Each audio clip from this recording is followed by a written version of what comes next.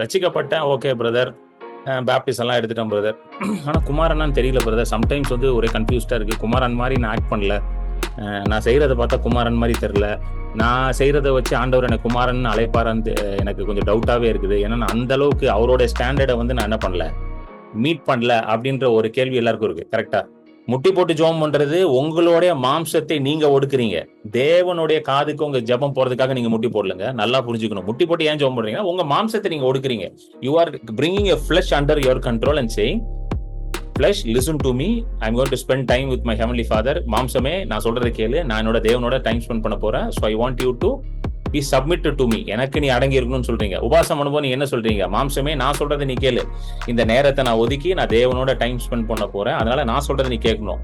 Fasting பண்றதுனால தேவன் அங்க இருந்து வா சூப்பர் கிரண் பால் செம்ம ஆளுங்க, வீட்டுல பிரியாணி இருந்தும் சாப்பிடாம இருக்காங்க, சூப்பர் ஆளுங்க அப்படின்லாம் சொல்ல மாட்டாரு. ஏதோ நீங்க தெரியாம தப்பு பண்ணிட்டீங்க, கூஃப் அப் பண்ணிட்டீங்க, மிஸ் பண்ணிட்டீங்க, வலிக்கு விழுந்துட்டீங்கன்னு ஆண்டவரே என்னை இனிமேல் வந்து வேலைக்காரனை ஏத்துக்கோங்கன்னா தயவுசெய்து ஜோம் பண்ணாதீங்க. தெரியாம விழுந்துட்டீங்க, மிஸ் பண்ணிட்டீங்கன்னா ஆண்டவர்கிட்ட போயிட்டு ஆண்டவரே என் மாம்ச பலவீனத்தினால நான் இந்த தவறை செஞ்சுட்டேன், எனக்கு உதவி செய்யுங்கன்னு கேளுங்க. அப்போ அவர் உங்களை இன்னும் அதிகமாக கட்டி எழுப்புவார். தம்முடைய வார்த்தையினால உங்களை சுத்தம் செய்து தம்முடைய வார்த்தையினால உங்களை இன்னும் ஸ்திரப்படுத்துவார். He will wash you by the word and he will also establish you in the word.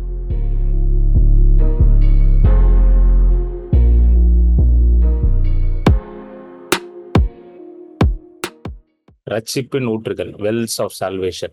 இந்த தலைப்புல லாஸ்ட் 6 டியூஸ்டேஸா ரட்சிப்பை குறித்த சத்தியங்களை பார்த்துட்டு இருக்கோம். So been meditating on the truths about salvation for the past 6 Tuesdays. So இன்றைக்கு 7வது செவ்வாய்க்கிழமை. ஸோ போன வாரம் வந்து குமாரத்துவம், சன்ஷிப், அந்த காரியத்தை குறித்து பார்த்தோம். ஸோ அதோட தொடர்ச்சி தான் இன்னைக்கு பார்க்க போறோம். ஸோ ரட்சிப்புல நமக்கு முக்கியமாக கிடைத்த ஒரு காரியம் என்னன்னு பார்த்தீங்கன்னா, நம்ம ஆண்டவர் ஏற்றுக்கொள்றதுக்கு முன்பதாக அனாதைகளாக இருந்தோம், திக்கற்றவர்களாக இருந்தோம். இயேசு கிறிஸ்து சீஷர்களுக்கு ஒரு நம்பிக்கையை கொடுக்குறாரு. அவர் சிலுவைக்கு போறதுக்கு முன்பதாக சீஷர்கள்ட்ட சொல்றாரு. ஏன்னா சீஷர்கள் ரொம்ப பயந்து போயிருக்கானுங்க. ஆண்டவர் வந்து சிலுவைக்கு போறாரு, அவர் சிலுவைக்கு போயிட்டாருன்னா அதுக்கப்புறம் நம்ம கதி என்ன ஆக போகுது, நம்ம அவரை நம்பி வந்திருக்கிறோமே, நம்ம அனாதையா விடப்பட்டுருவோமா, ஏற்கனவே யூதர்கள் எல்லாம் நமக்கு எதிர்த்து நிற்கிறாங்க, ஸோ நம்மளுடைய நிலைமை என்ன ஆக போகுது அப்படின்ற ஒரு தவிப்புல இருக்கும் பொழுதுதான் இயேசு என்ன சொல்றாருன்னா, நான் உங்களை திக்கற்றவர்களாய் விடேன், நான் உங்களிடத்தில் வருவேன். I shall not leave you as orphans but I shall come to you அப்படின்ற ஒரு பெரிய நம்பிக்கை கொடுக்குறாரு. அந்த நம்பிக்கை இன்றைக்கு நமக்கும் அது பொருந்தும். ஆமென். That promise that God made to his disciples still holds good for everyone who has accepted Jesus Christ. Hallelujah. இயேசு கிறிஸ்துவை ஏற்றுக்கொண்ட எல்லாருக்கும் இந்த நம்பிக்கை உண்டு. நம்ம திக்கற்றவர்கள் கிடையாது, நம்ம அனாதைகள் கிடையாது. நம்ம இடத்துல தேவன் இருக்கிறார், நம்முடைய தேவன் இருக்கிறார், நம்முடைய பிதாவாக அவர் இருக்கிறார், நம்ம அவருடைய குமாரர்களாக இருக்கிறோம். ஹல்லேலூயா. இந்த நம்பிக்கை நம்ம எல்லாருக்குமே இருக்கு பாருங்களேன். ஏதோ வந்து சில பேருக்கு தான் அந்த நம்பிக்கை இருக்கு, சில பேருக்கு இந்த நம்பிக்கை கிடையாது அப்படின்னு இல்லாம, every born again believer is called as a son. ஹல்லேலூயா. இதை புரிந்து கொள்றதுக்கு தான் ரொம்ப கஷ்டமா இருக்கு நிறைய பேருக்கு. நிறைய ரட்சிக்கப்பட்ட விசுவாசிகள் இடத்துல நான் பேசும் பொழுது எல்லாருக்குமே வந்து இந்த ஒரு சந்தேகம் இருக்குது. என்ன சந்தேகம்னா, நான் குமாரனா அப்படின்ற ஒரு சந்தேகம் தான் இருக்குது. ரட்சிக்கப்பட்டேன், ஓகே பிரதர். பேப்டிஸ்ட் எல்லாம் எடுத்துட்டேன் பிரதர். ஆனா குமாரனான்னு தெரியல பிரதர். சம்டைம்ஸ் வந்து ஒரே கன்ஃபியூஸ்டா இருக்கு. குமாரன் மாதிரி நான் ஆக்ட் பண்ணல. நான் செய்யறத பார்த்தா குமாரன் மாதிரி தெரியல. நான் செய்யறத வச்சு ஆண்டவர் எனக்கு குமாரன் அழைப்பாரான்னு எனக்கு கொஞ்சம் டவுட்டாவே இருக்குது. ஏன்னா நான் அந்த அளவுக்கு அவரோட ஸ்டாண்டர்டை வந்து நான் என்ன பண்ணல, மீட் பண்ணல அப்படின்ற ஒரு கேள்வி எல்லாருக்கும் இருக்கு. கரெக்டா? இப்போ ஒரு வாரம் வந்து ரொம்ப நீங்க ஹோலியா வாழ்ந்திருப்பீங்க, ஃபுல்லா பைபிள் கையுமா இருந்திருப்பீங்க, ஜோம் பண்ணிட்டே இருந்திருப்பீங்க. உடனே உங்க மனசுக்குள்ள எப்படி இருக்கும்? ஆஹா, ஆண்டவர் என்னை ஆசீர்வதிக்க போறார், ஆண்டவர் என் மேல ரொம்ப பிரியமா இருக்கிறார், என்ன போல பரிசுத்தவான் யாருமே கிடையாது அப்படின்னு இருக்கும். அடுத்த வாரம் பாத்தீங்கன்னா ரொம்ப பிஸியா இருந்திருப்பீங்க, உங்களுக்கு வேலை ரொம்ப பிஸியா இருந்திருக்கும், வீட்டுல நிறைய கமிட்மெண்ட்ஸ் இருந்திருக்கும், அங்கேயும் இங்கேயும் போயிட்டு வந்திருப்பீங்க. சரியா உங்களால பைபிள் கூட கொஞ்ச நேரம் உட்காந்து ஒழுங்கா வாசிக்க முடிஞ்சிருக்காது, சரியா ஜோம் பண்ண முடிஞ்சிருக்காது. உடனே என்ன தோண ஆரம்பிச்சிடும் மனசுல? கடவுளை நேசிப்பாரா, கடவுளை ஆசீர்வதிப்பாரா? அன்னைக்குன்னு பார்த்து என்ன ஆயிரும், அந்த வாரம்னு பார்த்து கார்ல ஏதாவது பங்க்சர் ஆயிரும், கார் ரிப்பேர் ஆயிரும், ஏசி ஓடாம இருக்கும், வேத்து ஊத்திக்கிட்டு இருக்கும். ஐயோ ஜோம் பண்ணல, அதான் ஏசி ஓடல. ஏன்னா ஆண்டவர் பாருங்களேன், நீங்க ஜோம் பண்ணணும்னு ஏசியில போய் கை வைக்கிறாரு. ஏசி ஓடல அன்னைக்கு.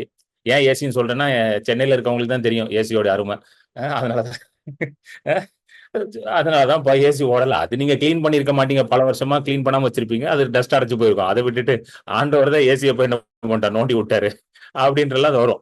ஏன் இது வந்து கான்ஸ்டன்டா பிளக்சுவேட் ஆகிட்டே இருக்குன்னு பாத்தீங்கன்னா, நம்ம எல்லாருமே பெர்ஃபார்மன்ஸ் பேஸ்டா தான் ஆப்ரேட் பண்ணிட்டே இருக்கிறோம். கரெக்டா? நம்ம என்ன செய்யறோமோ அதை வச்சுதான் ஆண்டவர் நம்மள ஆசீர்வதிப்பார்னு பெர்ஃபார்மன்ஸ் மைண்ட் செட்லயே தான் ஆப்ரேட் பண்றோம். எனக்கு ஒரு ஃப்ரெண்ட் ஒருத்தர் இருக்கிறாரு. அவரு இந்து குடும்பத்துல இருந்து ரசிக்கப்பட்டாரு. அவரோட வாலிப நாட்கள்ல இந்து குடும்பத்துல இருந்து ரசிக்கப்பட்டு வந்தவர். அப்போ அவருடைய சொந்தக்காரங்க எல்லாம் கேட்டாங்க, ஏன்ப்பா நீ வந்து ஒரு இந்து குடும்பத்துல பிறந்திருக்கிற, நீ எப்படிப்பா கிறிஸ்துவ ஏத்துக்கொண்ட, what made you to accept Christ அப்படின்னு கேட்கும்போது ரொம்ப அருமையா ஒரு பதில் சொன்னான் அவன். அதுனா, உலகத்துல அநேக கடவுள் இருக்காங்க. There are many gods in this world. ஆனா எல்லா கடவுளும் வந்து என்ன கேட்கறாங்கன்னா, எனக்கு ஏதாவது செய்யி, டூ சம்திங் ஃபார் மீ, எனக்கு ஏதாவது நீ வந்து ஏதாவது வந்து சாக்ரிஃபைஸ் பண்ணு, எனக்கு ஏதாவது படையல் வை, do something, keep doing something for me, எனக்கு ஏதாவது நீ செஞ்சுக்கிட்டே இருக்கணும், you have to constantly please me, என்ன நீ என்ன பண்ணணும், திருப்திப்படுத்திட்டே இருக்கணும் நீ அப்படின்னு சொல்லி எல்லா கடவுளும் என்கிட்ட தான் ஏதோ எதிர்பார்க்கறாங்க. ஆனா இயேசு கிறிஸ்து மட்டும் தான் நான் உனக்கு ஏதாவது செய்யறேன் அப்படின்றாரு. ஹல்லேலூயா. என்ன ஒரு அருமையான விளக்கம்ல. Simple but very profound truth. Only Jesus said I will do something for you. ஏன்னா இயேசு மட்டும் தான் என்ன சொன்னாரு, I will give you my life. வேற யாருமே சொல்லல. You read any book in this world, any self development book, personality development book, best selling book, ஏதாவது ஆத்தர் வந்து I will lay down my life for யூன்னு சொல்லியிருக்காரா? ஏதாவது book படிச்சிருக்கீங்களா? அப்படி அப்படி யாராவது ஆத்தர் இருந்தாருன்னா சொல்லுங்க, I want to meet that guy. I will lay down my life for you, I will make you great அப்படின்னு எந்த ஆத்தரா சொல்லியிருக்காரா? அந்த ஆத்தர் என்ன சொல்லுவாருன்னா, இதெல்லாம் படிச்சு ஃபாலோ பண்ணா யூ வில் பி கிரேட்னு. ஆனா இயேசு மட்டும் தான் என்ன பண்றாரு, என்னுடைய ஜீவனே உனக்கு கொடுக்குறேன் அப்படின்றாரு. ஹல்லேலூயா. என்னுடைய ஜீவனை மட்டும் கொடுக்கல, உன்னுடைய ஜீவனை நான் பரிபூர்ணமாக்குன்றார். I have come to give life and life in abundance. I have come to give you, not to take from you. Amen. நான் உன்னிடத்துல கொடுக்கதான் வந்தேன், உன்னிடத்துல எதையும் பறித்து கொள்ள வரலன்றார். திருடன் தான் எதுக்கு வரானாங்க? யோவான் 10:10 போடு விஜய். திருடன் தான் எதுக்கு வரான்? நம்ம கிட்ட இருந்து ஏதாவது பறித்து கொண்டு திருடன் தான் வரான். அழகா போடுறல, திருடன் திருடவும் கொல்லவும் அழிக்கவும் வருகிறான். அது என்ன எப்படி போட்டிருக்குன்னா, அழிக்கவும் வருகிறான் நின்றி வேறொன்றுக்கும் வரான். அப்படின்னா திருடன் வந்து என்ன பண்ணுவான், வீட்டுக்கு வந்து 2 கிராம் தங்கம் வச்சுட்டு போக மாட்டான். ஹலோ, நிறைய பேர் வந்து எப்படி சொல்ல ஆரம்பிச்சிட்டாங்கன்னா, பிசாசு கூட ஆசீர்வாதம் எல்லாம் கொடுப்பான் பிரதர். இது எங்க இருந்து எந்த பைபிள்ல படிச்சாங்கன்னு தெரியல, பிசாசு கூட ஆசீர்வாதம் கொடுப்பான்ட்டு. என்னைக்கா திருட உங்க வீட்டுக்கு வந்து சரி பாவம் ஒண்ணுமே இல்லை இந்த வீட்டுல, சரி நம்ம ஒரு செயினை கழட்டி வைப்போம், அவனுக்கு இன்னும் ஒரு செயினை கழட்டி வச்சுட்டு போனானா திருடன்? அப்படியாவது திருடன் பாத்திருக்கீங்களா? பாவம் ரொம்ப கஷ்டப்படுறாரு போல இவரு, சரி நம்ம தான் கொடுப்போம், அவருக்கு ஹெல்ப் பண்ணுவாரு, பிளஸ் பண்ணுவாரு, இன்னைக்கு let me plus this family அப்படின்னு சொல்லிட்டு ஒரு செயினை கழட்டி வச்சுட்டு சரி பரவாயில்ல பொழைச்சிட்டு போட்டுனுவானா? இல்ல, திருடன் எதுக்கு வரானா? திருடவும் கொல்லவும் அழிக்கவும் தவிர வேற எதுக்குமே வரலையா? அப்படின்னா என்னன்னா, அவனோட ஜாப் டிஸ்கிரிப்ஷன் வந்து இது 3க்குள்ள அடங்கிடும். திருட வரான், கொல்ல வரான், அழிக்க வரான்.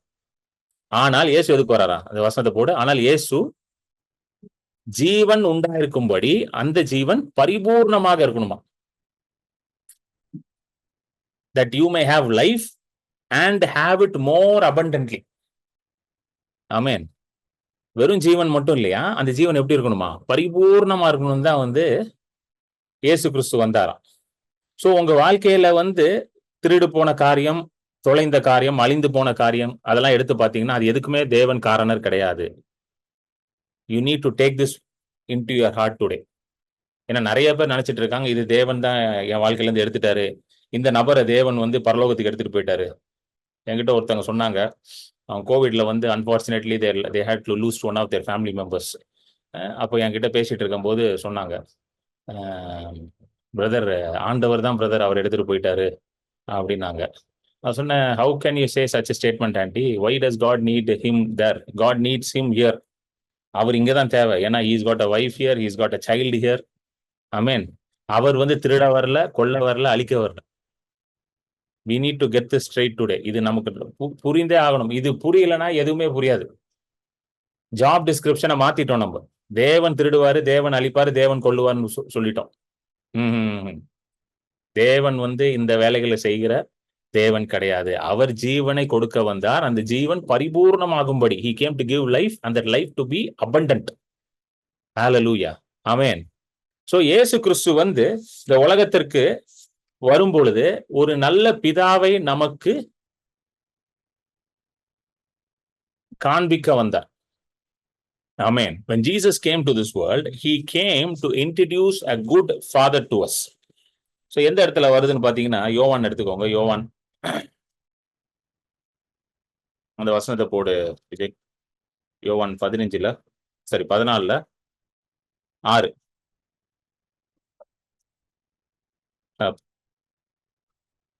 16 6. சிஸ்டர் அன்மியூட் பண்ணிடு Vijay. Sister Vijaya.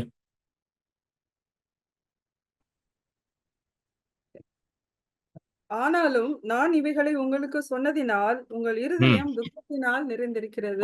14:6 sister. Sorry. அதற்கு இயேசு, நானே வழியும் சத்தியமும் ஜீவனுமா இருக்கிறேன், என்னாலே அல்லாமல் ஒருவனும் பிதாவின் இடத்தில் வரான். என்ன போட்டிருக்கு? I am the way, the truth and the life. No one comes to the Father except through me. So how do you reach the Father?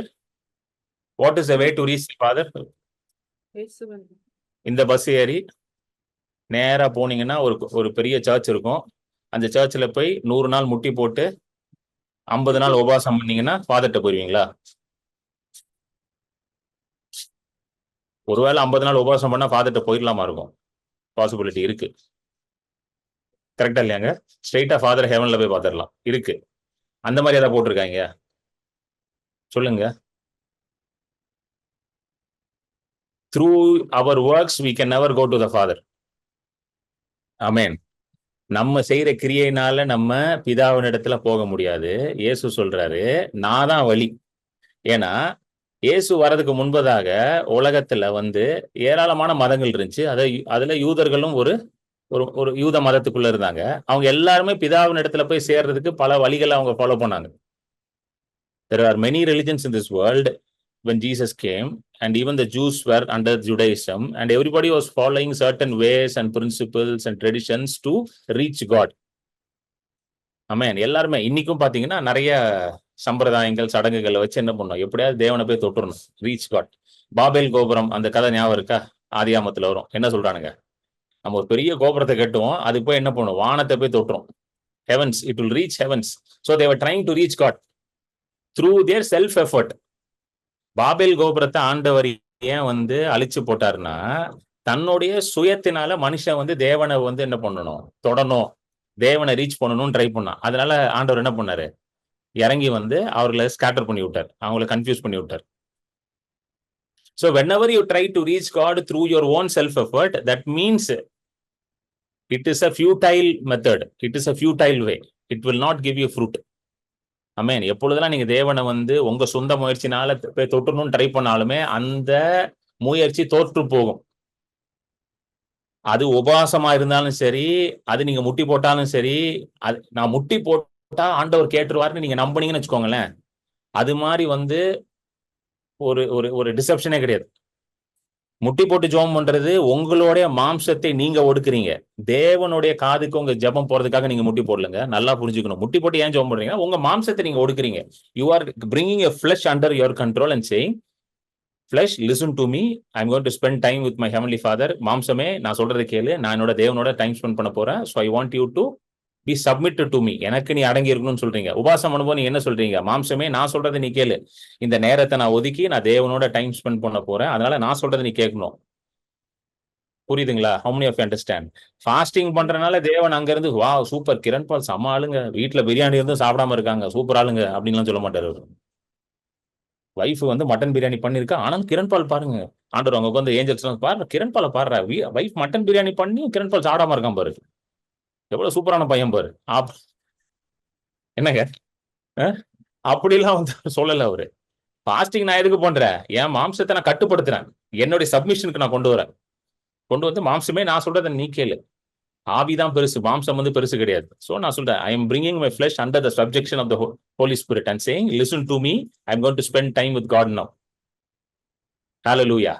So உலகத்துல இருக்க எல்லா மதமும் என்ன சொல்லுது? நீ ஏதாவது ஒண்ணு பண்ணி ஆண்டவரை ரீச் பண்ணு, இன்க்ளூடிங் கிறிஸ்தவ மதம். எத்தனை பேருக்கு புரியுதுங்க?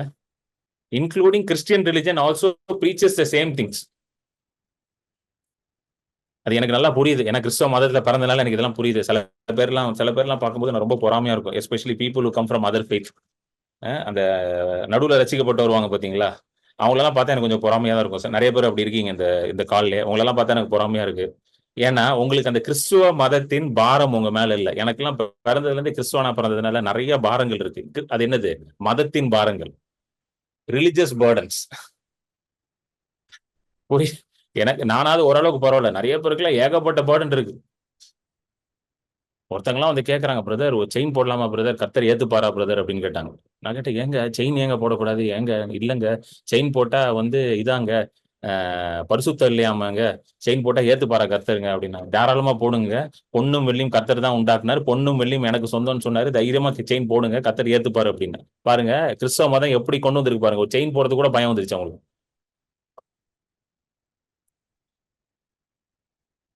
இதுதான் மதம் செய்யும். மதம் என்ன பிடிக்க வைக்கும்னா மதம் பிடிக்க வைக்கும். என்ன பிடிக்க வைக்கும்? மதம். மதம்னு என்னது?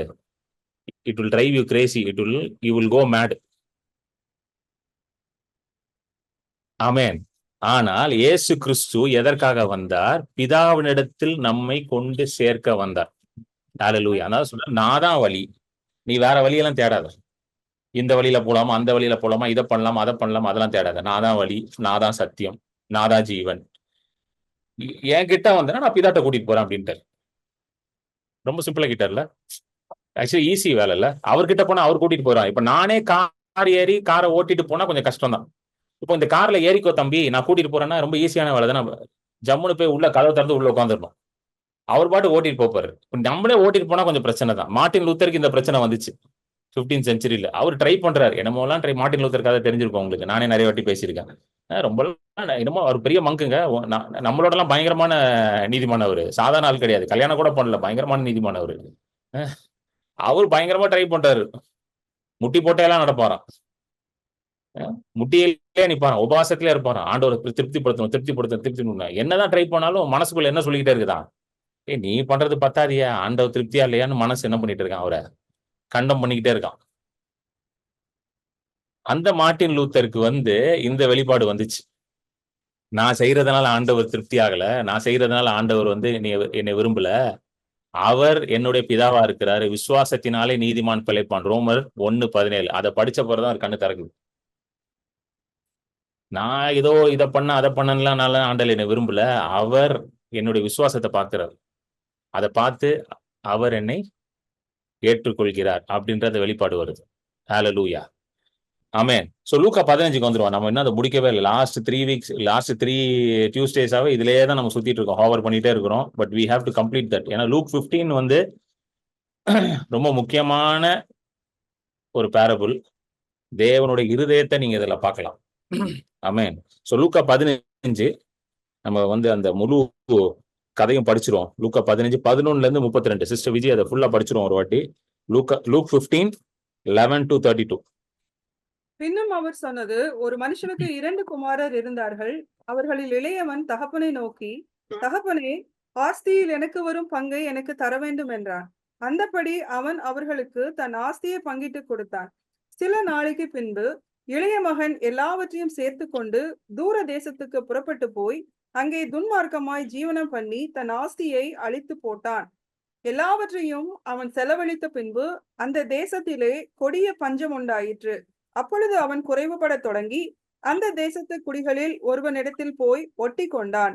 அந்த குடியானவன் அவனை தன் வயல்களில் பன்றிகளை மேய்க்கும்படி அனுப்பினான். அப்பொழுது பன்றிகள் தின்கிற தவிட்டினாலே தன் வயிற்றை நிரப்ப ஆசையா இருந்தான். ஒருவனும் அதை அவனுக்கு கொடுக்கவில்லை. அவனுக்கு புத்தி தெளிந்த போது அவன், என் தகப்பனுடைய கூலிக்காரர் எத்தனையோ பேருக்கு பூர்த்தியான சாப்பாடு இருக்கிறது, நானோ பசியினால் சாகிறேன். நான் எழுந்து என் தகப்பனிடத்திற்கு போய், தகப்பனே, பரத்துக்கு விரோதமாகவும் உமக்கு முன்பாகவும் பாவம் செய்தேன். இனிமேல் உம்முடைய குமாரன் என்று சொல்லப்படுவதற்கு நான் பாத்திரன் அல்ல.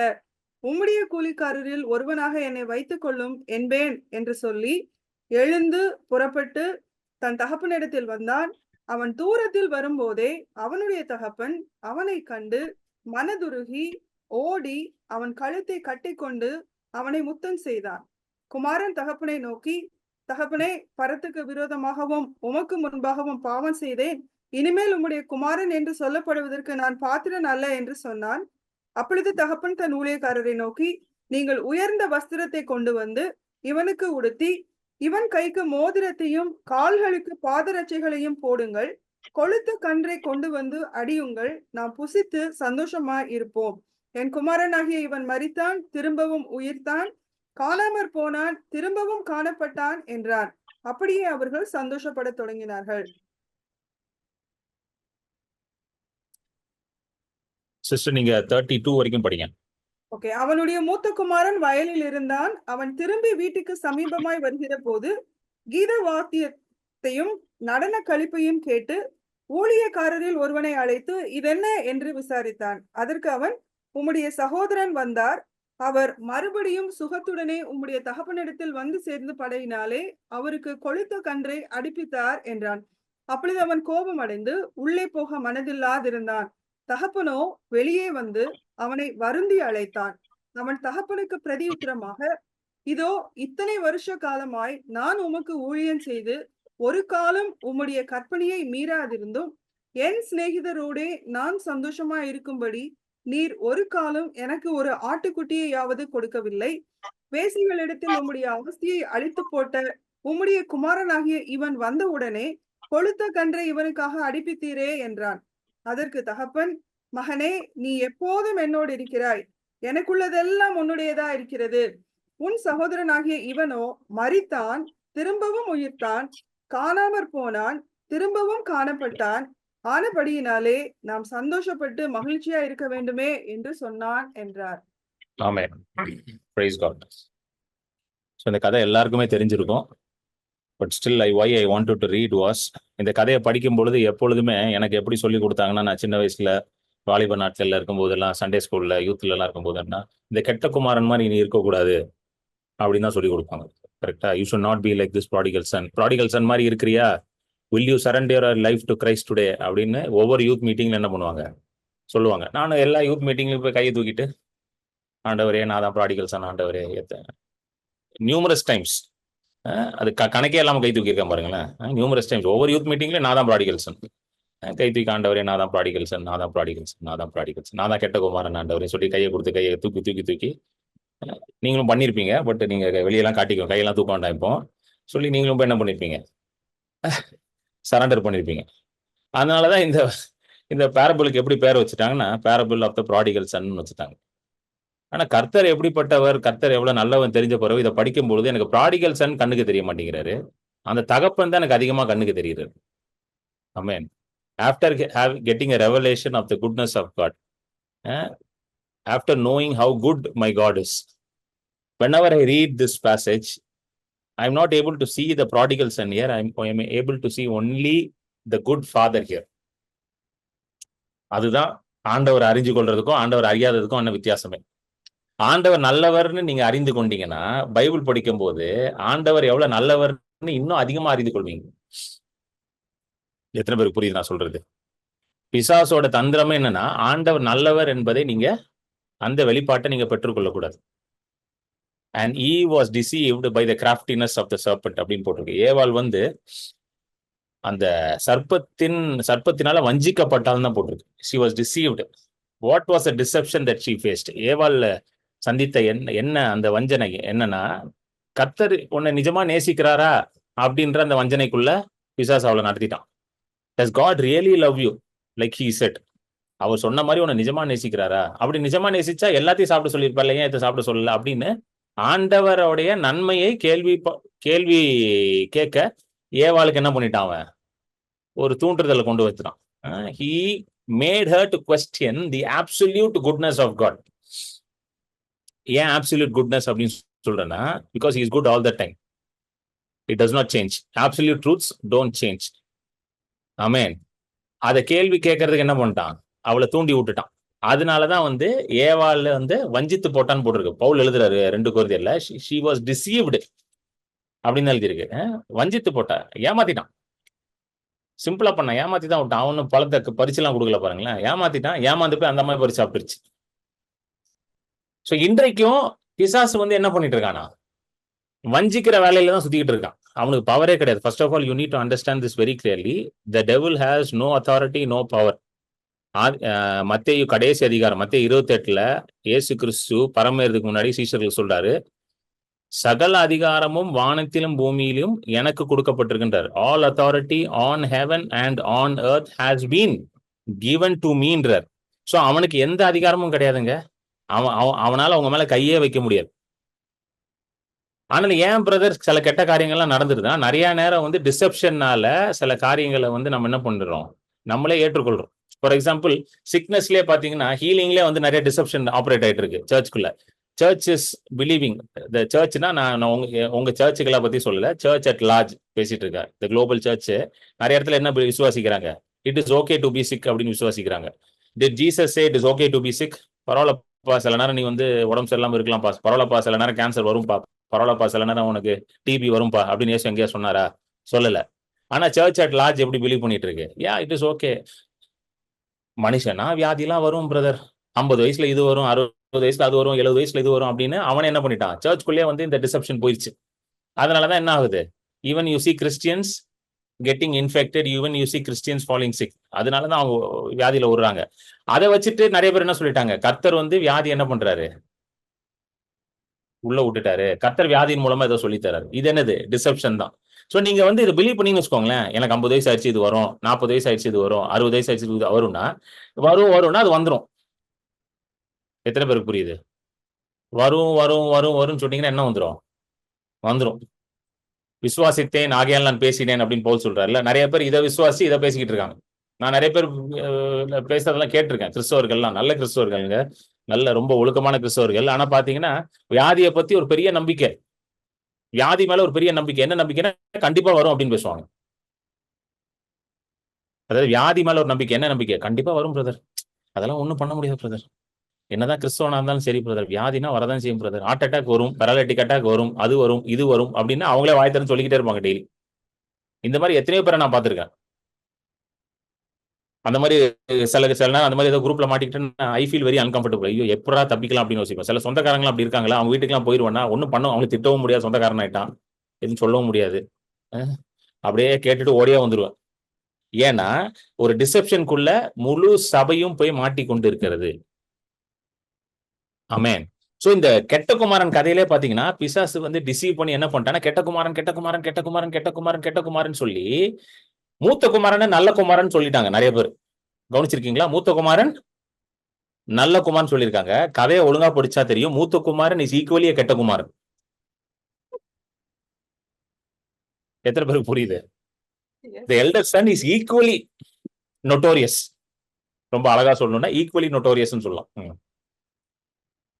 Not any better than the second son.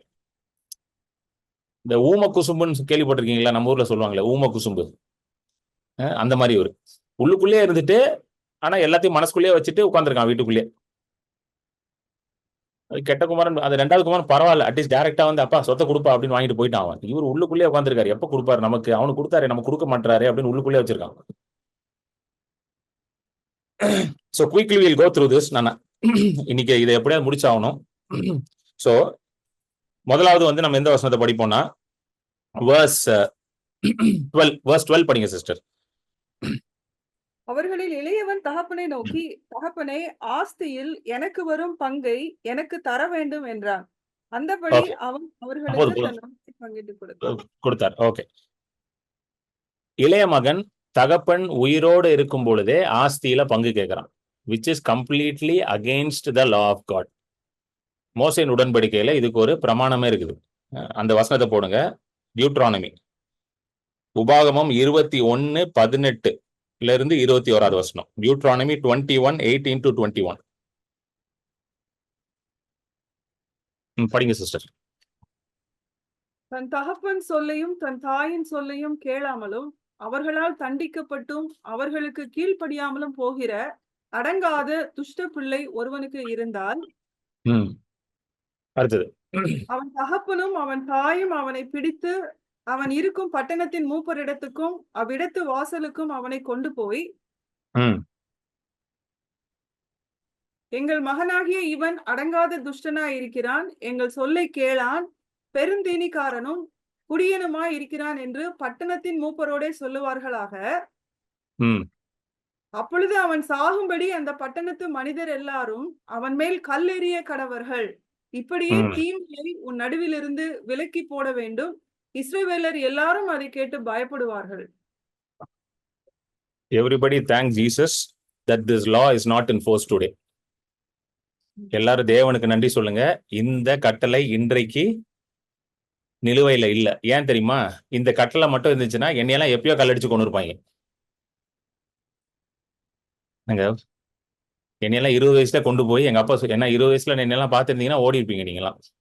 எங்க அப்பா கூப்பிட்டு போய் தர நீ ஒரு சொல்ற பேச்சு கேட்க மாட்டான் கிரண், ரொம்ப ஸ்டபனா இருக்கா, ரெபலியஸா இருக்கணும்னு என்ன பண்ணிருப்பாங்க, என்னைய நடுவுல நிக்க வச்சு எல்லாரும் கல் விட்டுருப்பானுங்க. இன்னைக்கு கிரண் எங்க இருந்திருப்பாரு? இன் ஹெவன்ல இருந்திருப்பாரு கிரண். எனக்கு இப்படி எல்லாம் வசனம் இருக்குன்னு யோசிக்கிறீங்களா பைபிள்ல? பாருங்க, அதுதான் நியாயப்பிரமாணத்துல பாத்தீங்கன்னா laws were very strict. People could not follow the laws. The purpose of the law itself to show you that you cannot follow it. நியாயப்பிரமாணத்தோட காரணமே என்னன்னா, நீங்க அதை என்ன பண்ண முடியாது, கடைபிடிக்க முடியாது, அதுக்கு முழுமையாக கீழ்பட்டு இருக்க முடியாதுன்றது உங்களுக்கு புரிய வைக்கிறதுக்கு தான் லாவே கொடுத்தார் ஆண்டவர். லாவை வச்சு ஆண்டவர் உங்களை நீதிமான ஆக்கவே முடியாது. நியாயப்பிரமாணத்தை வச்சு ஆண்டவர் உங்களை நீதிமான ஆக்க முடியாது. என்னைக்கெல்லாம் நீங்க ஆண்டவரே நான் இதை செய்வேன்னு சொன்னீங்கன்னா, இன்னொருத்த அதோட ஜாஸ்தியா செய்யறேன் அப்படின்வான். புரியுதுங்களா? நான் 1 மணி நேரம் ஜோம் பண்றேன் ஆண்டவரேன்னா இன்னொருத்த வருவான், ஃபெலோஷிப்ல வருவான். நான் ஒரு சாட்சி சொல்ல விரும்புறேன், நான் 2 மணி நேரம் ஜோம் பண்றேன்னா நீங்க உங்க மனசுல இருக்கலாம் புஷ்னு போய் ஐயோ நான் 1 மணி நேரம் ஜோம் பண்ணது பெருசு நினைச்சா ஒருத்தன் இன்னொருத்த 2 மணி நேரம் ஜோம் பண்ண சாட்சி சொல்ல இன்னொருத்த வருவான், நான் 1 வீக்கா ஃபாஸ்டிங்லேயே ஜோம் பண்ண அடப்பா விடே 1 வாரம் ஃபாஸ்டிங் பண்ணியாடா அப்படின்ட்டு. இல்லைங்க, கேட்டிருக்கீங்களா அந்த மாதிரி சாட்சி எல்லாம்? நியாயப்பிரமாணம் அதனாலதான் ஆண்டவர் கலாத்தியர்ல எல்லாம் வரும். நம்ம கலேஷியன்ஸ் பைபிள் ஸ்டடி நெக்ஸ்ட் நான் கலேஷியன்ஸ் பைபிள் ஸ்டடி தான் பண்ண போறேன். அதுல சொல்றேன் உங்களுக்கு ஏன் நியாயப்பிரமாணம் கொடுக்கப்பட்டுச்சுன்னு பவுல் அழகா எழுதியிருக்காரு. Law was given to show that man cannot reach God by his own effort. நியாயப்பிரமாணத்தை ஆண்டவர் எது கொடுத்தாரு? தன்னுடைய சுய கிரியையினால தேவனை போய் அவன் அடைய முடியாதுன்றத மனுஷனுக்கு புரியணும். ஃபர்ஸ்ட் தேவனுக்கு ஆல்ரெடி தெரியும், ஆனா மனுஷனுக்கு புரிய மாட்டேங்குது. நம்ம மரமட்டைக்கு ஏற மாட்டேங்குது. ஒரு மாட்டுக்கு ஒரு சூடுன்னுவாங்க தமிழ் ஒரு பழமொழி. நம்மளுக்கு எத்தனை சூடு போட்டாலும் ஏற மாட்டேங்குது. ஒரே தப்பதான திரும்ப திரும்ப பண்ணிக்கிட்டு இருக்கான் அவன் மனுஷன். அதனாலதான் நியாயப்பிரமாணம் கொடுக்கப்பட்டுச்சு. சோ அதுல ரொம்ப ஸ்ட்ரிக்டா இருக்கும் லாஸ். சோ இங்க நல்லா கவனிங்க, இந்த கதை it is about a Jewish father, a Jewish family. ஒரு யூத மனுஷனுக்கு 2 மகன்கள் இருந்தாங்க. இது ஒரு ஜூக்கு சொல்லப்பட்ட பேரபிள். இது அதான் நான் ஏற்கனவே சொல்லியிருந்தேன் 2 வாரத்துக்கு முன்பதாக. இந்த parable was spoken among the Jews, not among the Gentiles. யூதர்கள் மத்தியில பேசப்பட்ட கதை, புறஜாதிகள் மத்தியில பேசப்படல. அதனாலதான் இந்த கதையை கேட்கும் பொழுது பரிசேயர் சதுசேயர் எல்லாம் பயங்கரமா கோவப்பட்டானுங்க. அந்த முதல் 3 மாசத்துல வரும். ஏன்னா பாவிகளுக்கு எல்லாம் சந்தோஷம், எப்பா தொலைஞ்சு போனவன் நான் தான்ப்பா, தொலைஞ்சு போன நாணயம் நான் தான், தொலைஞ்சு போன ஆடு நான் தான், தொலைஞ்சு போன பையன் நான் தான் அப்படின்னு பாவிகளுக்கு ஒரே சந்தோஷம். இவனுக்கு எல்லாம் எப்படி இருக்கானுங்க? பரிசேயர் சதுசேயர்லாம் கோவத்துல இருக்கானுங்க எல்லாம். ஹல்லேலூயா. சோ ஒரு ஜூவிஷ் ஃபேமிலில இப்படி ஒரு பிரச்சனை வந்தா உடனே என்ன தெரியுமா பண்ணுவாங்க? that son will be stoned to death. ஏன்னா அப்பா உயிரோட இருக்கும் போதே அவன் என்ன கேட்கறான்? சொத்து கேட்கறான். Second, he is a very stubborn and a rebellious son. கேட்கறான்ல அப்பாட்ட, சொத்தை கொடு, எனக்கு கொடுக்கணும்னு. ஆனா அப்பா என்ன பண்றாரு? கொடுத்துடுறாரு. அதுதான் ஆண்டவருடைய இருதயம். ஆண்டவர் என்ன சொல்றாரு? பரவாயில்லப்பா, உனக்கு வேணுமா எடுத்துக்கோ. See, God does not force anybody. God has given us a wonderful, beautiful gift called free will. ஆண்டவர் நம்ம என்ன பண்றதில்ல, ஃபோர்ஸ் பண்றதில்ல. நமக்கு ஒரு அருமையான ஒரு ஈவை கொடுத்திருக்கிறாரு. அது என்னது? நாம நம்மளுடைய வாழ்க்கைய சுயமா தீர்மானிக்கிற அந்த சித்தத்தை நம்ம கொடுத்திருக்கிறாரு. the power of free will. சுயமா நம்ம என்ன பண்ண முடியுமா? முடிவு எடுக்க முடியும். எத்தனை பேருக்கு புரியுது? இன்னைக்கு நீங்க மீட்டிங் வந்தது சுயமா நீங்க முடிவு எடுத்து வந்தீங்க. கரெக்டா இல்லையாங்க? ஆண்டவர் உங்க தலைய புடிச்சு போன் முன்னாடி உட்கார வச்சிருக்காரா? தலைய நவுத்தாத அப்படின்னு புடிச்சு வச்சிருக்காரா? இப்படி நவராது அப்படி நவராதுன்றாரா? கிடையாது. உங்க கை அப்படியே தன்னால போய் போன் ஆன் பண்ணிச்சா ஜூம? கிடையாது. நீங்க முடிவு பண்றீங்க. ஆண்டவர் ப்ராபப்ளி பேசியிருப்பாரு, கிரண் பால் பிரதர் மீட்டிங் போய் அட்டன் பண்ணுன்ட்டு. அதை நீங்க கேட்டும் செய்யாம கூட இருக்கலாம். ஆமா, ரைட். அதை கேட்டு செய்யாம இருக்கலாம்ல. இல்லங்க, அவருக்கு வேலை இல்லைங்க, சும்மா ரச்சிப்புன்னு வந்துருவாரு. வெல்ஸ் ஆஃப் சால்வேஷன் வந்துட்டு ஏதாவது பேசிட்டு இருப்பாரு அப்படின்னு சொல்லிட்டு நீங்க பாட்டுக்கு போயிருக்கலாம்ல. How many of you understanding this? எத்தனை பேருக்கு புரியுது? The power of free will is the greatest gift given to mankind. சுயமா சிந்தித்து செயல்படுற திறன் மனுஷனுக்கு கொடுத்த ஒரு பெரிய அதிகாரம். தேவனிடத்துல இருந்து ஒரு பெரிய அதிகாரம், ஒரு பெரிய ஈவு. This is what sets us apart from all the animals. எல்லா மிருகங்களுக்கும் நமக்கு இருக்கிற வித்தியாசம் என்ன தெரியுமா? The power of free will தான். அவங்களுக்கு எல்லாம் ஃப்ரீ வில்லாம் கிடையாது. They operate like a programmed machine. அவங்க ஒரு பர்டிகுலர் ப்ரோக்ராம்ல போயிட்டே இருப்பாங்க. அனிமல்ஸ் எல்லாம் உட்காந்து யோசிக்கலாம் மாட்டாங்க. பரவாயில்ல, இப்போ நம்ம புல்லெல்லாம் பெத்தாச்சு, அடுத்த கொஞ்சம் வேலை பார்த்து வீடு கட்டுவோம் அப்படிலாம் என்னைக்கு அது யோசிச்சிருக்கா? நாயெல்லாம் உட்காந்து புல்லை பெத்துட்டோம், அடுத்த வீடு கட்டுவோம். பார்த்துருக்கீங்களா? நாய் வீடு கட்டி பார்த்துருக்கீங்களா யாராவது? நம்ம தான் நாய்க்கு வீடு கட்டி கொடுத்துக்கிட்டு இருக்கோம். அன்னைக்கு கூட எங்கேயோ ஒரு இடத்துல பார்த்தோமே, எங்கேயோ பார்த்துக்கோ, நானு என் ஃபேமிலியில எங்கேயோ போயிருந்தோம், ரெஸ்டாரண்ட்டுக்கோ ஏதோ இடத்துக்கு போயிருந்தோம், பெரிய போர்டு வச்சிருந்தான், டாக் பாத் ₹500, ₹499, ₹499 கொடுத்தீங்கன்னா உங்க நாயை அவங்க குளிப்பாட்டு விடுவாங்களாம். என் வைஃப் கேட்கறாப்பா, செம பிசினஸா இருக்கேப்பா, நம்மளும் ஒரு 4 நாயை குளிப்பாட்டி காசு சம்பாதிச்சிடலாம் போல அப்படின்ட்டு. நாயை குளிப்பாட்டுறதுக்கு எவ்வளவு போட்டிருக்கான்? ₹499. நான் சொன்னேன், ஏமா அதை குளிப்பாட்டணும்னா அதுக்கு ஒரு அழகான பாத்ரூம் கட்டணும், ஒரு பாத் டப்லாம் வைக்க சொல்லுவான், அதுக்கு நீ பல லட்சம் செலவு பண்ணணும், அதுக்காக தான் ₹499 வாங்குறான் அப்படின்னு. சோ மனுஷனுக்கு கொடுக்கப்பட்ட பெரிய கிஃப்ட் என்னது? ஃப்ரீ வில் தான். ஆண்டவர் அந்த ஃப்ரீ வில்ல வந்து தலையிடுறதே இல்லை. சோ இந்த குமாரன் வந்து கேட்கறான், எல்லாத்தையும் கொடு, என்னுடைய பங்கு கொடுன்னு. ஆண்டவர் என்ன பண்ணிடுறாரு? Okay, granted to enter. கையெல்லாம் பிடிச்சி வைக்க நம்ம என்னங்க பண்ணுவோம்? இன்னைக்கு என் பையனோ பொண்ணோ வீட்டை விட்டு போறான்னா கையை பிடிச்சி வச்சுப்போம்ல, போகாதரா ப்ளீஸ்டா, இருறா, இன்னும் கொஞ்சம் வயசு ஆகலடா, கொஞ்சம் படிச்சு கிடிச்சு முடிச்சு வேலை கீழ பண்ணிட்டு கல்யாணம் பண்ணிட்டு போடா, இப்போ உடனே போகாதரா, அப்படி பண்ணுவோமா மாட்டோமாங்க? சொல்லுங்க, நியாயமா பண்ணுவோமா மாட்டோமா? விட மாட்டோம்ல. கல்யாணம் பண்ணிட்டு போடா, தனியா போனா எப்படா சாப்பிடு, உனக்கு சமைக்க வேற தெரியாதுடா, நல்ல பிள்ளைய கல்யாணம் பண்ணிட்டு போடா. ஆனா ஆண்டவர் என்ன பண்ணாரு? போறியா, சரி போ, உனக்கு என்ன வேணும்பா அப்படின்னு கேட்டாரு. எனக்கு பாதி சொத்து கொடு, ஓகே எடுத்துட்டு போ அப்படின்ட்டாரு. This is why makes God great. ஏன் ஆண்டவர் பெரியவர்னு பாடுறோம்? ஹவ் கிரேட் thou art ன்னு பாடுறோம் பாத்தீங்களா? ஒரு பாட்டு பாடுவோம்ல, அழகான பாட்டு. Then sings my soul, my savior God to thee, how great thou art. நம்ம உடனே கிரேட்னு உடனே பாரு எவ்வளவு பெரிய மலையெல்லாம் படைச்சிருக்காரு, இதை படைச்சிருக்காரு. அது மட்டும் கிரேட்னஸ் கிடையாது. Greatest greatness of God is he never interferes into my free will. That is the greatest greatness of God. தேவனுடைய மகத்துவமும், அவரு தமிழ்ல இதை எப்படி சொல்லுன்னு தெரியல, அவருடைய இருக்கிறதுல பெரிய விஷயம் என்ன தெரியுமா? மலையை படைச்சதோ வானத்தை படைச்சதோட பெரிய விஷயம் என்ன தெரியுமா? என்னுடைய ஃப்ரீ வில்குள்ள அவர் வந்து என்ன பண்றது இல்ல, மூக்க நுழைக்கிறது இல்ல. தமிழ்ல சொல்லுவாங்க மூக்க நுழைக்கிறது இல்ல. எத்தனை பேருக்குங்க புரியுது? எத்தனை பேருக்கு புரியுது? இது நிறைய பேருக்கு புரியாதனாலதான் இந்த மாதிரி கொஸ்டின் எல்லாம் கேட்பாங்க. என்ன கொஸ்டின் கேட்பாங்க? why there is evil in this world if there is a good God?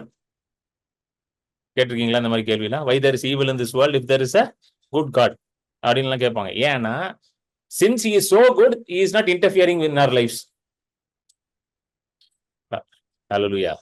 அவர் ரொம்ப நல்லவரா இருக்கிறதுனால நம்மளுடைய டிசிஷன் மேக்கிங்குள்ள வந்து ஃபோர்ஸ்ஃபுல்லா அவர் வந்து தன்னை ஈடுபடுத்திக்க மாட்டாரு. டெஃபினெட்லி ஒரு born again பிலீவருக்கு ஆண்டவர் இன்ஃப்ளூயன்ஸ் இருக்கும். இப்போ நீங்க ரட்சிக்கப்பட்டிருக்கீங்கன்னா spirit of God will lead you, but he will not force you.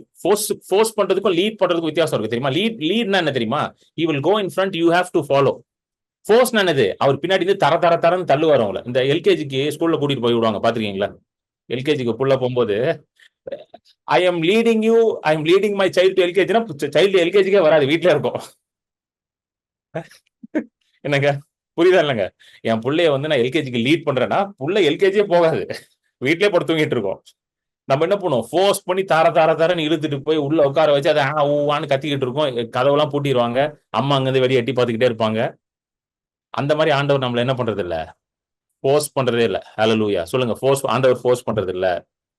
That is why he is such a great God, he is such a good God. எத்தனை பேருக்கு புரியுது? நமக்கு வந்து இந்த ஃபோர்ஸ் பண்ணி ஸ்பூன் ஃபீட் பண்ணி தலையில கொட்டி முட்டிக்கால் போட வச்சு இப்படி பண்றதுனாலதான் நமக்கு வந்து அது புரிய மாட்டேங்குது. நம்ம சாப்பிடலன்னா அம்மா வந்து வாயில எடுத்து அமுக்கி உள்ள வச்சு திணிச்சு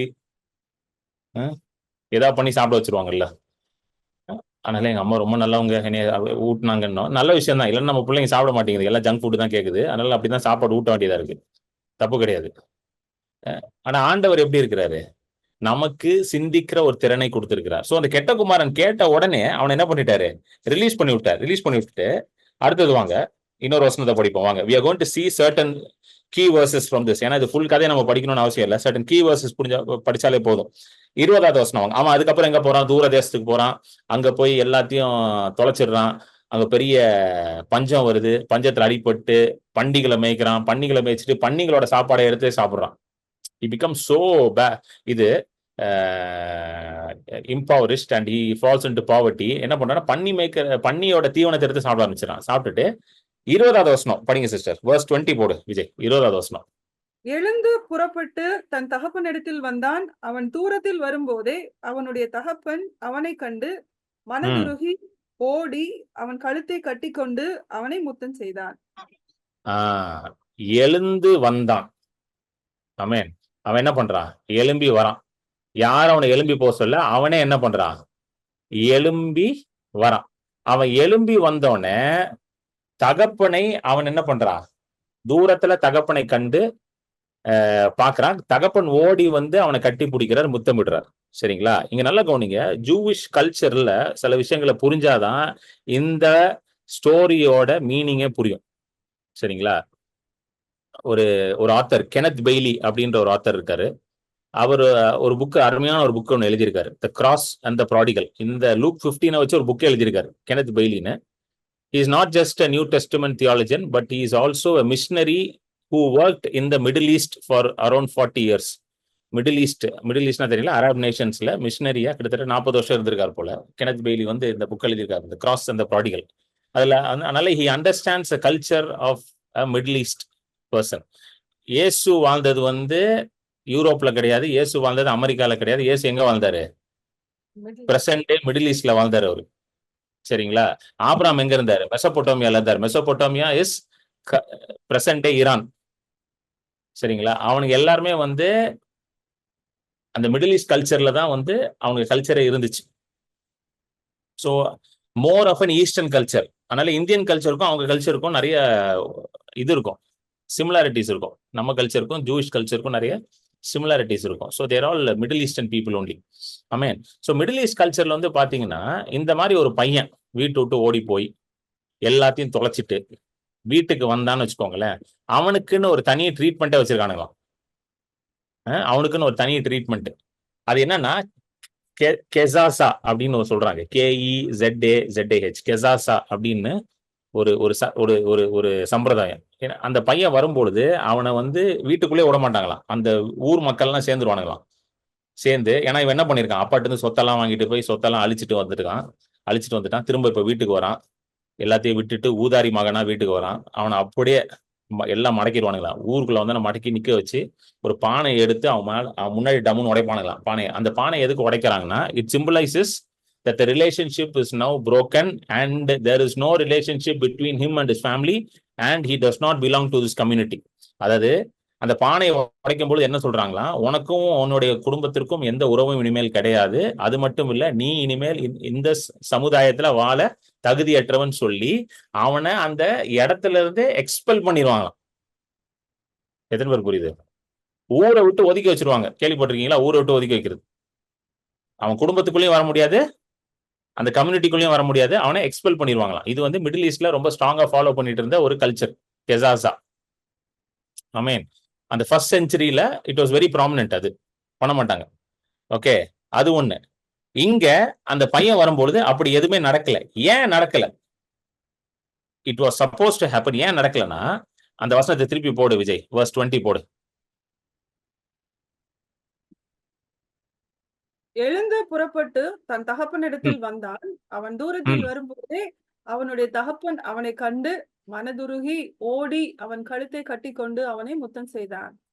இங்க வந்து அவன் வந்தது மேட்டர் இல்ல, அவங்க அப்பா ஓடினதான் மேட்டரு. எத்தனை பேர் புரியுது? அவன் வந்தது காரணம் முந்தின வசனத்துல போட்டிருக்கு. என்ன போட்டிருக்குன்னா, வயிறு காஞ்சிருச்சு, சாப்பாடு இல்லாம கிளம்பி வந்தான். நல்லா புரிஞ்சுக்கணும். பைய வந்து ரியலா ரிப்பன் பண்ணி வந்த மாதிரிலாம் ஒண்ணும் எழுதலைங்க. கரெக்டா இல்லையாங்க?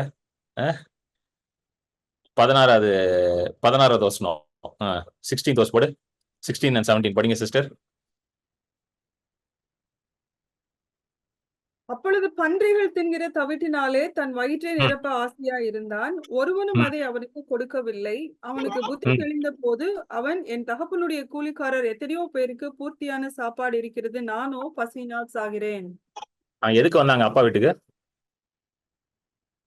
எங்க அப்பா ரொம்ப நல்லவருங்க, தெரியாம அவரை அஃபெண்ட் பண்ணிட்டேங்க, அவரை போல நல்ல அப்பாங்க அப்படின்னு வந்தாவன். பய பிள்ளைக்கு சோறு கிடைக்கல,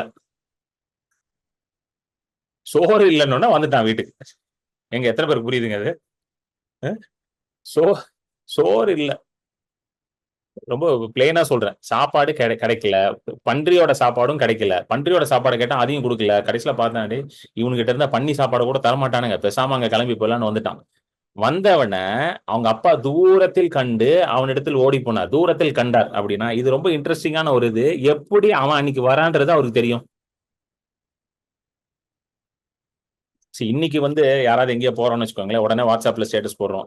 going to this place, going to that place. ஃபேஸ்புக்ல வர ஸ்டேட்டஸ் எல்லாம் போடுவோம். டிராவலிங் டு திஸ் பிளேஸ்ன்னு இந்த ஃபிளைட் மாதிரி படம் எல்லாம் போட்டு ஃபிளைட்ல போறேன், அதுல போறேன், இதுல போறேன்ட்டு பாத்திருக்கீங்களா? எல்லாம் போட்டு கிளம்பி போயிடுவாங்க. ஸோ அதனால தெரியும், ஓகே நம்ம அங்க போறோம், இங்க போறோம். இப்போ நானே நார்த் இந்தியா போறேன்னா நான் என்ன போடுறேன், உங்களுக்கு எல்லாருக்கும் மெசேஜ் அனுப்புறேன். I'm going to North India, kindly do pray for the mission trip பண்றேன். So you know the time in North India. அந்த காலத்துல எந்த வாட்ஸ்அப்ல போட்டிருப்பான், எந்த ஃபேஸ்புக்ல போட்டிருப்பான்? எதுவுமே கிடையாது. அப்போனா right from the day he left, the father has been waiting for him and the father has been looking for him. அவன் என்றைக்கு கிளம்பி போனானோ அன்னையிலிருந்து தகப்பன் அவன் திரும்பி வரணும்னு சொல்லி வழி மீது விழி வைத்து காத்து கொண்டிருந்தார். ஹல்லேலூயா. இதோட அழகா சொல்ல முடியாது. வழி மீது விழி வைத்து காத்து கொண்டிருந்தார். அப்படின்னா டெய்லி அவரோட வேலை என்னங்க? பால்கனியில உட்கார்ந்து பார்த்துக்கிட்டே இருப்பார். என் பையன் வருவானா வருவானா? எவ்வளவு நாள் காத்திருந்தான்னு தெரியல, எவ்வளவு மாதங்கள் காத்திருந்தான்னு தெரியல, எவ்வளவு வருடங்கள் காத்திருந்தான்னு தெரியல. ஆனா டெய்லி ஹி வாஸ் வெயிட்டிங். நம்ம ரட்சிக்கப்படுறதுக்கு முன்னாடி இயேசு இப்படிதாங்க வெயிட் பண்ணிட்டு இருந்தாரு. அது தெரியுமா உங்களுக்கு? நீங்க ரட்சிக்கப்படுறதுக்கு முன்னாடி இயேசு இப்படிதான் வெயிட் பண்ணிட்டு இருந்தாரு. என் பையன் வருவானா, என் பொண்ணு வருவாளா அப்படின்னு வெயிட் பண்ணிக்கிட்டே இருந்தாரு. நமக்கு என்ன சொல்லி கொடுத்துட்டாங்க? இயேசுவை நீ ஏத்துக்கொள்ளுன்ட்டாங்க. அது ரட்சிக்கப்பட்ட பிறகுதான் தெரிஞ்சு இயேசுவனை ஏற்கனவே ஏத்துக்கிட்டாரு, நான் தான் அவரை லேட்டா ஏத்துக்கிட்டேன் அப்படின்ட்டு. எத்தனை பேருக்கு புரியுது? புரியுதுங்களா இல்லையா? தமிழ்நாட்டுல ஒரு சீஃப் மினிஸ்டர் ஒருத்தர் இருந்தார். அவர்கிட்ட ஒரு கேள்வி கேட்டாங்க. அவர் வந்து கடவுள்ல நம்ப மாட்டார் அந்த சீஃப் மினிஸ்டர். அவர் இறந்து போயிட்டார். அவர்கிட்ட வந்து கேட்டாங்க, என்ன கேட்டாங்கன்னா, நீங்க இயேசுவை ஏற்றுக்கொள்வீங்களா அப்படின்னு ஒரு கேள்வி கேட்டாங்க. He does not believe any God, சரிங்களா அப்படின்னு அவர்கிட்ட கேட்டாங்க, நீங்க இயேசுவை ஏற்றுக்கொள்வீங்களா? அவர் சூப்பரா ஒரு பதில் சொன்னார். அவர் என்ன சொன்னார்னா, இயேசுவை நான் ஏற்றுக்கொள்வது முக்கியம் இல்லை, அவர் என்னை ஏற்றுக்கொள்வாரா அப்படின்னாரு.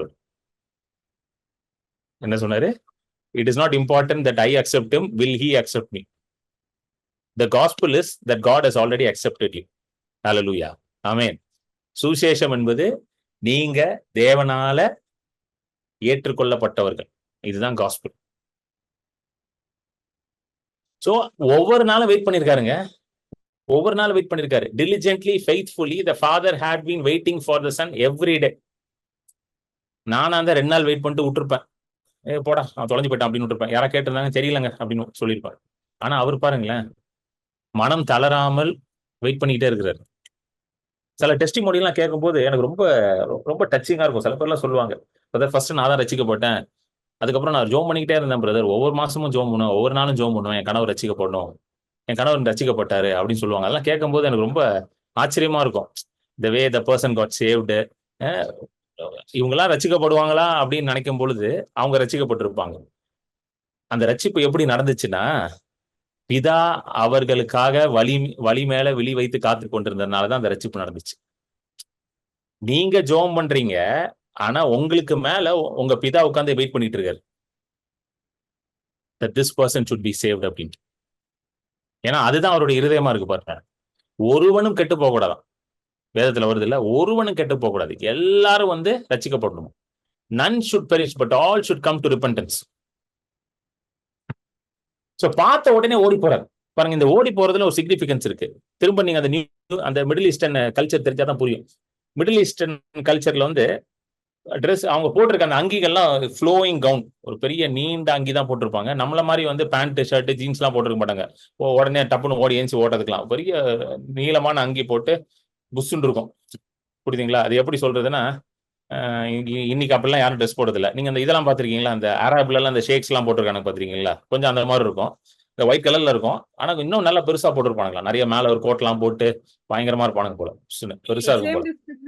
அண்ணா பியோனா லாஸ்ட் மெசேஜ்ல he explained it. I was also thinking about it. இதே தான் சொன்னாங்க. கரெக்ட். சோ அத வந்து என்ன, இந்த மாதிரி இந்த போட்டோல வருது பாத்தீங்களா, மோரல்லஸ் இந்த மாதிரி வச்சுக்கோங்க. சோ இந்த மாதிரி போட்டிருக்கும் போது அவங்க கல்ச்சர் படி இதை போட்டுட்டு ஓடலாம் மாட்டாங்களாம். திப்பு திப்பு திப்பு திப்புன்னு நம்மள மாதிரி என்ன பண்ண மாட்டாங்களா, ஓடலாம் மாட்டாங்களாம். சோ ஓடணும்னா இது என்ன பண்ணும், தூக்கிட்டு ஓடணும். You need to lift your இது கோட் ஆர் கார்மெண்ட்.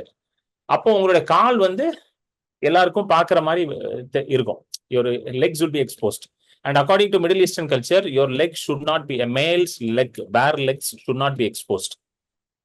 இது அவங்க கல்ச்சர்ல அப்படி வச்சிருக்காங்க. அது வந்து எக்ஸ்போஸ் பண்ணக்கூடாது. It is shameful act. அது வந்து ரொம்ப ஒரு அவமானத்துக்குரிய ஒரு காரியம். உங்களோட கால்களை வந்து நீங்க காட்டுறது வந்து, இப்ப நம்ம ஊர்ல எல்லாம் ஷார்ட்ஸ் போட்டு சுத்திட்டு இருக்கான். அந்த காலத்துல எல்லாம் ஷார்ட்ஸ் எல்லாம் கிடையாது. எல்லாம் இப்படிதான் ட்ரெஸ் போட்டுட்டு. ஸோ அதை காலெல்லாம் காட்டவே கூடாதான். ஸோ இவர் என்ன பண்ணிருக்காருன்னா, நல்லா கவனிங்க, இந்த ஒரு வசனத்துல பாருங்க எவ்வளவு பெரிய அர்த்தங்கள் இருக்குன்னா, அந்த பையன் உள்ள வரான். அந்த பையனை முதலாவது அந்த ஊர் ஜனங்கள்ல இருந்து காப்பாற்றணும். ஏன்னா அந்த ஒரு சம்பிரதாயம் சொன்ன, அது என்ன சம்பிரதாயம்? கெசாசா. அந்த ஊர் ஜனங்கள் கையில மாட்டினானா அவனுக்கு உடனே என்ன பண்ணிடுவானுங்க? கெசாசா பண்ணிடுவானுங்க. கெசாசா என்ன? நிக்க வச்சு பானையை உடைச்சு பாயில துரத்தி விட்டுருவானுங்க. என்னங்க? நிக்க வச்சு பானையை உடைச்சு, உனக்கும் குடும்பத்துக்கும் சம்பந்தம் இல்லை, உனக்கும் இந்த கம்யூனிட்டிக்கும் சம்பந்தம் இல்லை, வெளியே போயிரு அப்படின்றானுங்க. So the father has to save them from the villagers, as well as the father is now putting his reputation at stake. அதாவது தன்னுடைய மானத்தையே வந்து மானத்தை பத்தி கவலைப்படாம தன் மகனை காப்பாத்துறதுக்காக ஓடி போறாருங்க. இதுதான் வந்து எங்க நடந்துச்சு? சிலுவையில நடந்துச்சு. தன் மேல இருக்கிற அவமானத்தையும் நிந்தையையும் அவர் எண்ணாமல் அவருக்கு முன்பதாக இருக்கிற மகிமையை பார்த்து அவர் சிலுவையை சகித்துக் கொண்டார். எபிரேயர் 12:2 போடு விஜய். ஹீப்ரூஸ் 12:2. அவர் தமக்கு முன் வைத்திருந்த சந்தோஷத்தின் பொருட்டு அவமானத்தை எண்ணாமல் சிலுவையை சகித்து தேவனுடைய சிங்காசனத்தின் வலது பாரிசத்தில் வீற்றிருக்கிறார். அவர் சிலுவையை சகித்தாராம். நல்லா கேட்டுக்கோங்க. சிலுவை சகித்தார். சகித்தார் என்னது? சகித்தார்னா எப்படி சொல்றது? டாலரேட் பண்ணார், என்ஜாய் பண்ணல. He was not enjoying the cross, he tolerated the cross. அவர் சிலுவை சகித்து கொண்டிருந்தார். எதற்காக சகித்தாரா? சிலுவை மட்டும் சகிக்கல பாருங்களேன், அவமானத்தை ஏற்றுக்கொள்கிறார். He took shame, seeing the glory that was in front of him. தமக்கு முன்பதாக இருந்த மகிமையின் சந்தோஷத்தை, அவர் தமக்கு முன் வைத்திருந்த சந்தோஷத்தின் பொருட்டு. There was joy after the cross, there was joy after resurrection, there was joy after ascension. What is that joy? That many will be brought under sonship. Hallelujah. எந்த சந்தோஷத்தை இயேசு பார்த்தாராங்க? தம்மை போல புத்திரர்களை ஆண்டவர் தம்முடைய குடும்பத்துல சேர்க்க போகிறார் அப்படின்ற அந்த சந்தோஷத்தை பார்த்து அவர் சிலுவையை சகித்துக் கொண்டார். அவர் அவமானத்தை சகித்துக் கொண்டார். எப்படி இந்த தகப்பன் வந்து, நான் என்னதான் வெட்கப்பட்டு போனாலும் சரி, நான் என்னதான் அவமானப்பட்டு போனாலும் சரி, என்ன யார் என்ன வேணா சொல்லட்டும்னு சொல்லி தன்னுடைய ஆடையை தூக்கிட்டு ஓடி போய் தன்னுடைய மகனை வந்து அவர் பாதுகாத்தாரோ, கட்டி அணைத்து எல்லா அவமானத்தையும் அவர் தாங்கி கொண்டார். ஏன்னா அந்த கல்ச்சர் படி அந்த பையனை வந்து எல்லாரும் சேர்ந்து, வில்லேஜர்ஸ் எல்லாரும் சேர்ந்து அவனை எக்ஸ்கம்யூனிகேட் பண்ணும், அவனை எக்ஸ்பெல் பண்ணும். ஆனா அதை வந்து அவனுக்கு நேரிடாதபடி அவர் என்ன பண்றாரு? போய் அவனை அணைத்துக் கொள்றார். He took all the shame. நிறைய பேசியிருப்பாங்க கண்டிப்பா, நீ ஏன் இப்படிலாம் பண்ற, உன் பையன் இப்படி பண்ணிட்டான், உனக்கு தெரியாதா? இந்த ஊரோட சட்டங்கள் உனக்கு தெரியாதா? நம்மளுடைய ஜாதியோட சட்டம் உனக்கு தெரியாதா? இப்படிலாம் பண்ணக்கூடாது, நீ அவனை எக்ஸ்பெல் பண்ணணும், நம்ம கெசாசா பண்ணணும், அவனை பேசியிருப்பாங்க. அது எல்லாத்தையும் அவரை தடுத்து அவர் என்ன பண்றாரு பாருங்க, போய் அவனை உடனே கட்டி பிடிச்சி அவனை முத்தமிடுகிறார். ஹல்லேலூயா. இதுதான் ஆண்டவர் சிலுவையில செய்தார். When I was in my lowest point, when I was in my most sinful state, when I was in my most dirty state, அதாவது நான் ரொம்ப மோசமான கீழ்த்தனமா இருக்கும் பொழுது, பாவத்துல இருக்கும் பொழுது, நம்பிக்கையே இல்லாத போது சிலுவை என்ன பண்ணிச்சாங்க? என்ன கட்டி பிடிச்சி முத்தம் கொடுத்துச்சு. எத்தனை பேருக்கு புரியுது? If you are a mother and father, you will understand this very easily. எப்படின்னு சொல்றோம், உங்க எல்லாருக்கும் பிள்ளை இருக்கு இல்ல? உங்க பிள்ளை பிறந்த உடனே உங்க பிள்ளை வந்து பாத்ரூமுக்கு நடந்தெல்லாம் போய் பாத்ரூமுக்குலாம் போயிருக்காது இல்ல? ஏஞ்சி நடந்து போச்சா? பிறந்த உடனே போயிருக்காது. அது என்ன பண்ணும்? டைப்பர்ல என்ன ஆயிரும்? சுச்சு காக்கா போயிடும், டைப்பர்லேயே பாட்டி போயிடும். ஸோ டைப்பர்லேயே போயிடுச்சுன்னா அதுவே எந்திரிச்சு வைப்ஸ் எல்லாம் எடுத்து அதுவே வைப் பண்ணி அதுவே டைப்பரை மடக்கி ஒரு கவர்ல போட்டு தூக்கி போட்டுருமா போய் பாப்பா? பண்ணாது, அழுக்காதான் இருக்கும். அது கவனிச்சிருக்கீங்களா? அழுக்காதான் இருக்கும். அந்த புள்ள அழுக்கா இருக்கு, ரொம்ப நாத்து அடிக்குது. அது நல்லா கவனிங்க. என்ன இருந்தாலும் அது அந்த புள்ளைய என்ன போகுது? பாட்டி போகுது. பாட்டி வந்து பிள்ளையோட பாட்டியும் நாத்து அடிக்க தான் செய்யும். அது பிள்ளையோட பாட்டி மட்டும் ஜாஸ்மின் ஸ்மெல்லாம் வரும், அதுவும் கொஞ்சம் நாரதான் செய்யும். அது என்னதான் நார்னாலும் உங்க பிள்ளைய உடனே ஐயோ கிட்ட வராது அப்படி தள்ளி வச்சீங்களா? என்னங்க? சில நேரம் அந்த பாட்டி வந்து உங்க மேல பட்டிருக்கும், அந்த கக்கா வந்து உங்க மேல பட்டிருக்கும், அந்த சுச்சு வந்து உங்க மேல பட்டிருக்கும். ஆனாலும் நீங்க அதை என்ன பண்ணல, பொருட்படுத்தவே இல்லை. அதை சகித்து கொண்டீங்க. எத்தனை பேருக்கு புரியுது? You tolerated that, you என்டியோர்ட் that. You don't say வா ஓ மை காட் அப்படி சொல்லி இனிமேல் என் கிட்டே வராத, நீனே கிளீன் பண்ணிக்கோ, நீனே கழுவிக்கோ அப்படின்னீங்களா? கிடையாது. You took the child and you wash the child and mat sure the child was clean. அதுதான் இயேசு கிறிஸ்து சிலுவையில பண்ணார். அழுக்கா இருந்த பாவத்தில் இருந்த நம்மை அவர் எடுத்து தன்னுடைய ரத்தத்தினால நம்ம கழுவி சுத்திகரிச்சார். இததான் அப்பா அங்க செய்தார். அடுத்த வசனம் படிங்க. அந்த 21 போடுங்க சிஸ்டர். லூக் 15:21. குமாரன் தகப்பனை நோக்கி, தகப்பனே, பரத்துக்கு விரோதமாகவும் உமக்கு முன்பாகவும் பாவம் செய்தேன். இனிமேல் உம்முடைய குமாரன் என்று சொல்லப்படுவதற்கு நான் பாத்திரன் அல்ல என்று சொன்னார். அப்பொழுது தகப்பன் தன் ஊழியக்காரரை நோக்கி, நீங்கள் உயர்ந்த வஸ்திரத்தை கொண்டு வந்து இவனுக்கு உடுத்தி, இவன் கைக்கு மோதிரத்தையும் கால்களுக்கு பாதரட்சைகளையும் போடுங்கள். கொளுத்த கன்றை கொண்டு வந்து அடியுங்கள், நாம் புசித்து சந்தோஷமா இருப்போம். பையன் ப்ரிப்பேர் பண்ண பிரேயர் என்னதுங்க? It was a prepared prayer. அது தெரியுமா உங்களுக்கு? It was not a spontaneous prayer. நிறைய நேரம் நம்மளும் பிரேயர்லாம் ப்ரிப்பேர் பண்ணிலாம் போயிருக்கோம், பார்த்துருக்கீங்களா?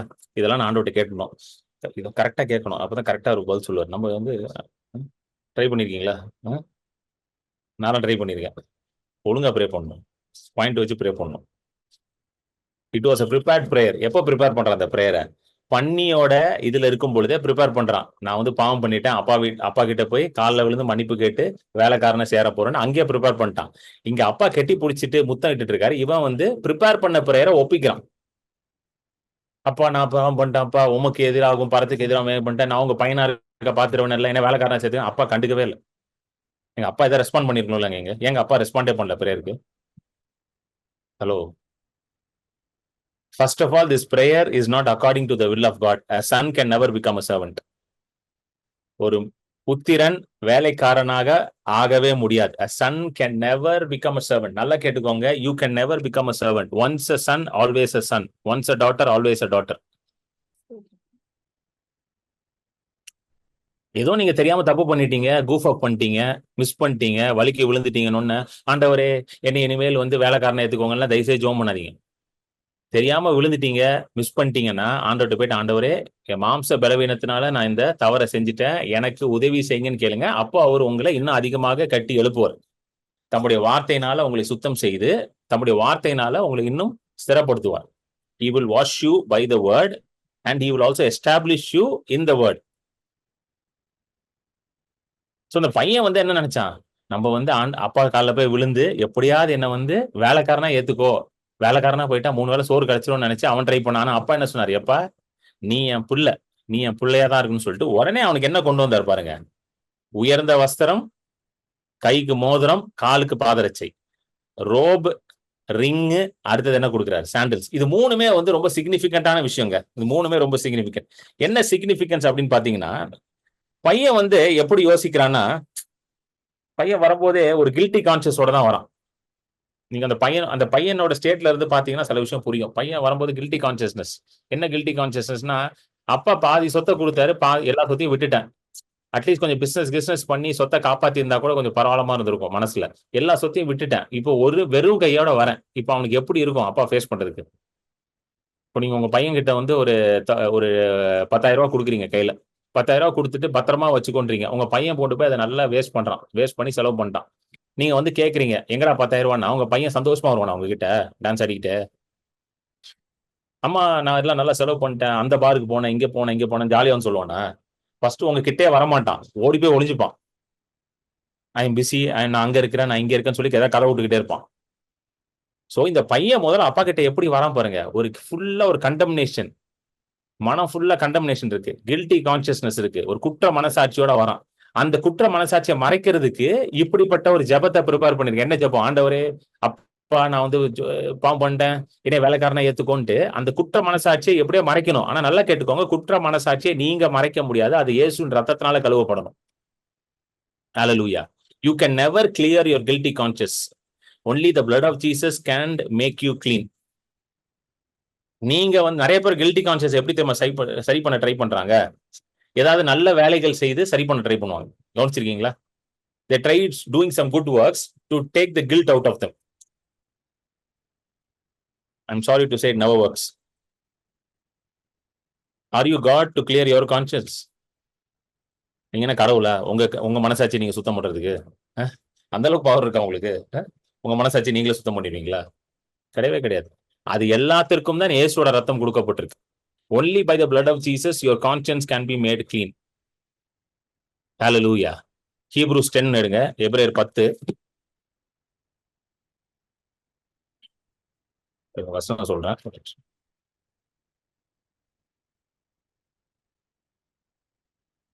எபிரேயர் 10:19 இருந்து படிங்க சிஸ்டர். 19 இருந்து 22.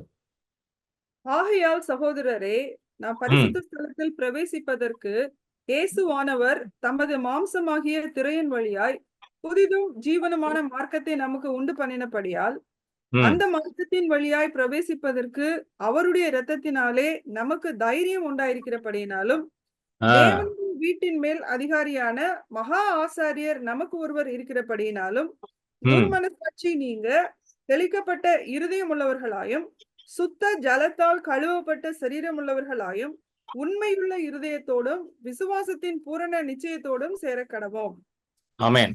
பாருங்க, இங்க ரொம்ப முக்கியமானது வந்துன்னா, இயேசு கிறிஸ்துவின் ரத்தத்தினாலே நமக்கு தைரியம் உண்டா இருக்குமா?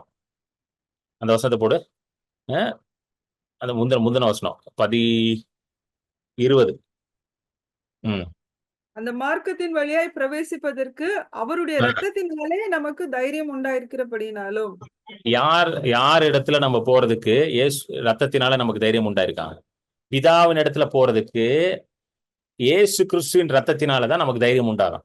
புரியுதுங்களா உங்களுக்கு சொல்றது? How do you gain the confidence and the boldness to go to the presence of God? இங்கிலீஷ்ல நான் படிக்கிறேன். Therefore, brethren, having boldness to enter the holiest by the blood of Jesus. Enter the holiest by the blood of Jesus. Boldness to enter the holiest. இது வந்து பழைய ஏற்பாட்டுல இருந்து compare பண்றாங்க. பழைய ஏற்பாட்டுல பாத்தீங்கன்னா ஆசாரிப்பு கூடம், இந்த டேபர்நாக்கல்ல 3 இருக்கும். Outer court, holy place, most holy place. சரிங்களா? மோஸ்ட் ஹோலி பிளேஸ்க்குள்ள போகும்போது வருஷத்துக்கு ஒரு தடவை ஆசாரியன் போவாரு. அது வருஷத்துக்கு ஒரு தடவை போகும்பொழுது ரத்தத்தோட தான் போவார்.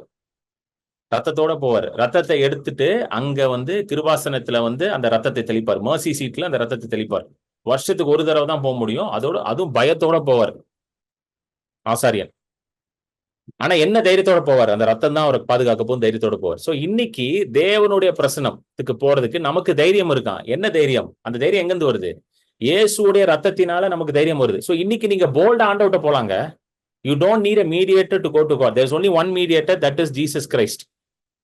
You don't need any prophet, you don't need any pastor, you don't need any man to pray for you. You can boldly go to the presence of God by the mediator Jesus Christ and using his blood. எந்த ஒரு தேவ மனுஷனும் உங்களுக்கு தேவையில்லை தேவனிடத்துல போறதுக்கு. அது தெரியுமா உங்களுக்கு? இதை சொல்றதுக்கு தேவ மனுஷன் தேவைப்படுறாரு. புரியுதுங்களா உங்களுக்கு? இதை சொல்றதுக்கு யார் தேவைப்படுறாரு? தேவ மனுஷன் தேவைப்படுறாரு. நீங்க தேவனிடத்துல தைரியமா போகணும்னு உங்களுக்கு டீச் பண்றதுக்கு தான் நான் இருக்கிறேன். எல்லாரும் என்ன இடத்துல வாருங்க. நான் மீட்டிங் முடிச்சோன்னே I am available, please call everybody. All the 20 எத்தனை பேர் இருக்கீங்க? All 26 please call. தயவுசெய்து பண்ணாதீங்க, நான் தூங்கணுங்க, டைம் ஆயிடுச்சு.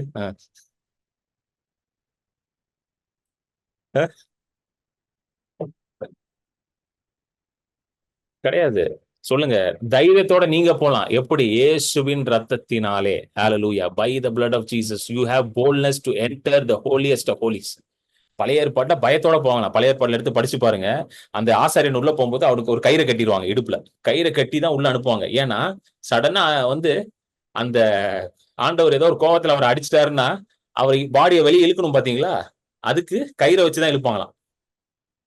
ரொம்ப இன்ட்ரெஸ்டிங்கா இருக்கும். பழைய ஏற்பாடுல எல்லாம் கயிறு வச்சுதான் இழுப்பாங்க. ஏன்னா உள்ள திருப்பி போக முடியும். உள்ள போனா அவனை அடி வாங்கிடுவான். யார் அடி வாங்குவா? போற அடுத்த அடி வாங்கிடுவாரு. பயத்தோட தான் போவாங்க. ஆனா இன்னைக்கு அந்த பயம் நமக்கு கிடையாது.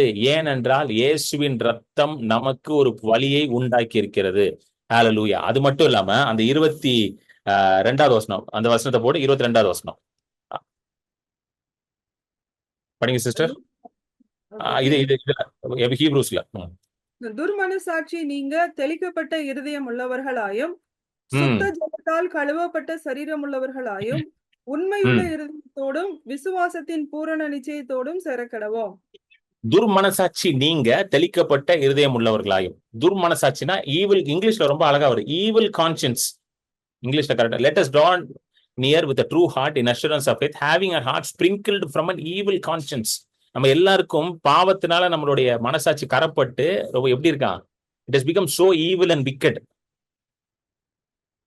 ரொம்ப மோசமான நிலைமையில நம்மளுடைய மனசாட்சி இருக்குது. அதனாலதான் சில பேர் பாத்தீங்கன்னா அவங்க செய்யறது வந்து நமக்கு இன்னும் மனசாட்சியோட செய்யறான், அவன் ஏன் மனசாட்சி இல்லாம இருக்கிறான் அப்படின்லாம் தோணும் பாத்தீங்களா. அது ஏன்னா பாவம் வந்து அவனுடைய மனசாட்சி எப்படி ஆக்கிருச்சு, ரொம்ப ஒரு மோசமான துர்மனசாட்சி, ஈவில் ஆக்கிருச்சு. விக்கெட்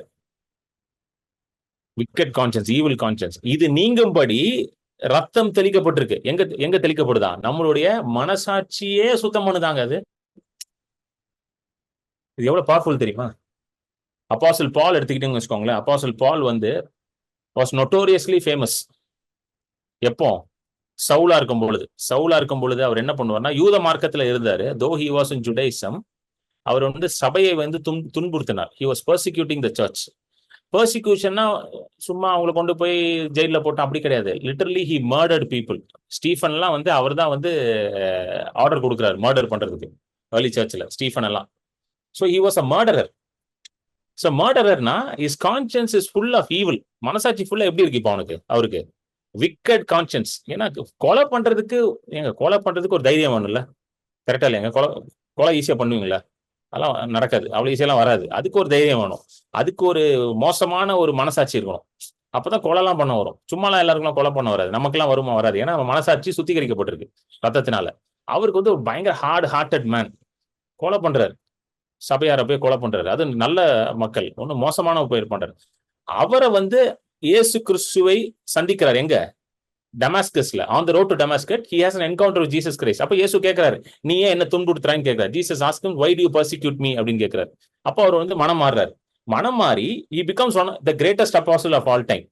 உலகத்திலே சிறந்த அப்போஸ்தலரா மாறுறாரு. எப்படி மாறுறாருன்னா, அவருடைய மனசாட்சி இயேசுவின் ரத்தத்தினால கழுவப்படுது. எத்தனை பேருக்கு புரியுது? It is not easy for சால் டு பிகம் பால். நம்ம ஈஸியா படிச்சிடும், சவுல் பவுல் ஆனார். ஏங்க சவுலோட கதையை படிச்சாதான் தெரியும் how difficult was it to become. மனசாட்சி கழுவப்படுதுங்க. the blood of Jesus cleanses his evil conscience. ஏன்னா பிசாசு வந்து எந்த டாக்டிக்ஸை யூஸ் பண்ணுவானா, he will always bring your past and show to you. பிசாசு யூஸ் பண்ற டாக்டிக்ஸ் என்ன தெரியுமா, யுக்தி என்ன தெரியுமா, உங்களோட பழைய வாழ்க்கையை கொண்டு வந்து காட்டுவான். நீங்க இன்னைக்கு ரசிக்கப்பட்டிருப்பீங்க, இன்னைக்கு அந்நிய பாஷையில பேசுவீங்க, ஆவிக்குரிய வரங்கள் எல்லாம் நீங்க வந்து செயல்படுவீங்க, ஒரு சர்ச் ஃபெலோஷிப் லீடரா இருப்பீங்க. அப்ப சடனா பிசாசு 10 வருஷத்துக்கு முன்னாடி நடந்துருக்கும், அதை கொண்டு வருவான். சரன்னு கொண்டு வந்து, டேய் I know what you did last summer அப்படின்னுவா, நீ அப்ப என்ன பண்ண எனக்கு தெரியும் அப்படின்னுவான். எத்தனை பேருக்கு புரியுது? இதுதான் பண்ணுவான். இப்போ அதை நீங்க எதிர்த்து நிக்கணும். பிசாசின் ஆயுதங்களுக்கு நீங்க எதிர்த்து நிக்கணும். அப்போ உங்களுடைய மனசாட்சி ரத்தத்தினால கழுவப்படணும். ஹல்லேலூயா. சோ பவுலுக்கு இது நடந்துச்சு. His conscience was completely cleaned by the blood of Jesus. அதனாலதான் இங்க எழுதப்பட்டிருக்கு, துர்மனசாட்சி நீங்கும்படி உங்களுடைய இருதயம் சுத்திகரிக்கப்படுது, தெளிக்கப்படுகிறது. எதனால தெளிக்கப்படுது? ரத்தத்தினால தெளிக்கப்படுது. அப்புறம் உங்களுடைய சரீரம் கழுவப்படுது, சுத்த ஜலத்தினால் கழுவப்பட்ட சரீரம் உள்ளவர்களாக. So once you are born again, you are going through a process of sanctification and separation by the blood of Jesus. born againன்றது சாதாரண விஷயம் கிடையாதுங்க. நிறைய பேர் சும்மா நினைச்சிட்டு இருக்காங்க born again. born again is something pure and divine. அந்த born againன்ற வார்த்தைக்கு என்ன அர்த்தம்னா, நிக்கோடேமஸ் வந்து கேக்குறாரு, how can a man be born again after he is born from his mother's womb அப்படின்னு ஒண்ணு ஜீசஸ் கேக்குறாரு. you being a teacher in Israel, you do not know this அப்படின்னு கேக்குறாரு. இயேசு சொல்றாரு, ஏப்பா நீ இவ்வளவு பெரிய போதகர்ன்ற இஸ்ரவேல்ல உனக்கு தெரியாதான்னு சொல்லிட்டு, until a man is surely born again அப்படின்னு வரும். யோவான் 3 போடு.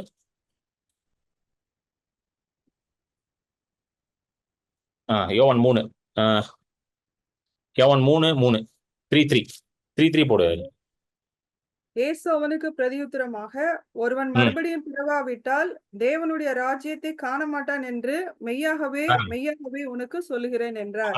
மறுபடியும் பிறவாவிட்டால் வருது இல்ல, அந்த மறுபடியும் பிறவாவிட்டால் born again அப்படின்றத ஹீப்ரூ கிரீக் பைபிள்ல போய் பாத்தீங்கன்னா born from above. It is not born again, you are born from above.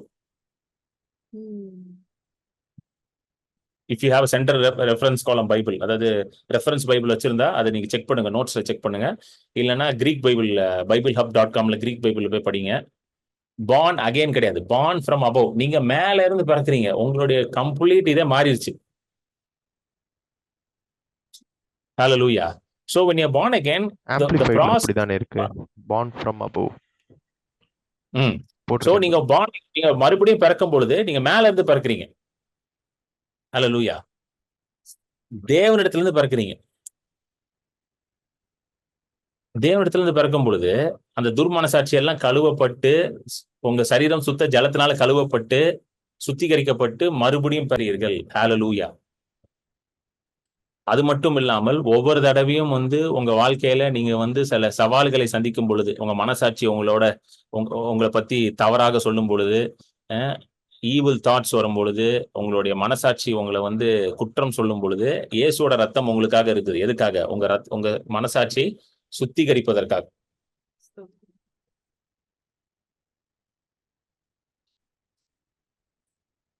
ஹல்லேலூயா. ஆமென். உங்களை சுத்திகரிப்பதற்காக தான் இயேசுவோட ரத்தம் கொடுக்கப்படுச்சு. அந்த சுத்திகரிப்பின் ரத்தம் உங்களிடத்துல இருக்கிறதுனால இன்றைக்கு நீங்க தைரியத்துடன் மகா பரிசுத்த ஸ்தலம் பிதாவின் இடத்துல போலாம். You can go to the most holy Father, that is your Father, the God the Father. தைரியத்தோட போலாமாங்க, with all boldness and confidence you can go. பயந்து போகணும், ஐயோ கேட்பாரா, என்கிட்ட பேசுவாரா, மாட்டாரா, நீ அடிச்சிருவாரா, உதைப்பாரா? தைரியத்துடன் போலாம்.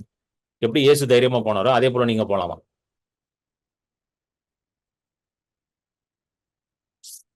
ஹல்லேலூயா. சோ அதுதான் பண்றாரு பாருங்க.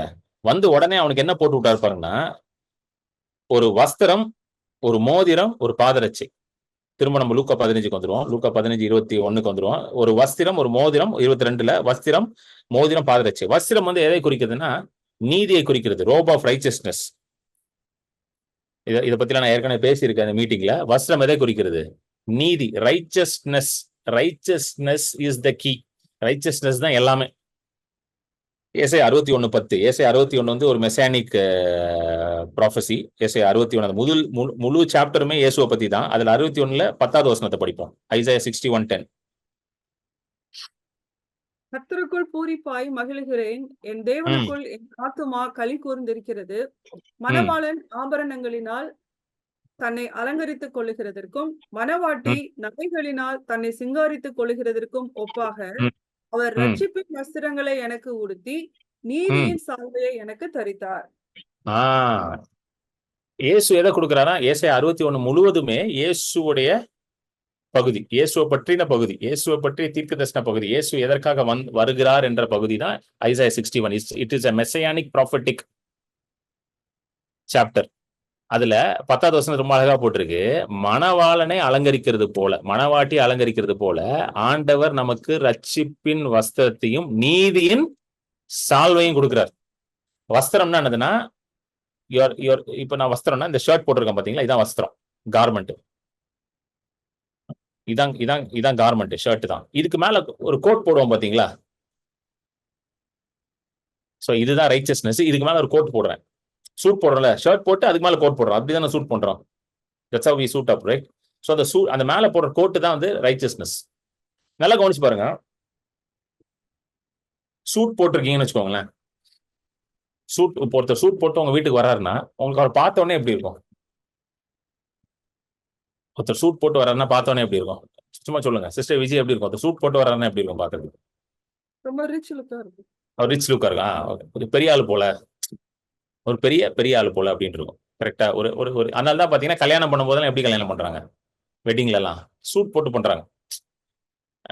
ஆக்சுவலி சூட்டுக்கு நிறைய யூசஸ் இருக்கு.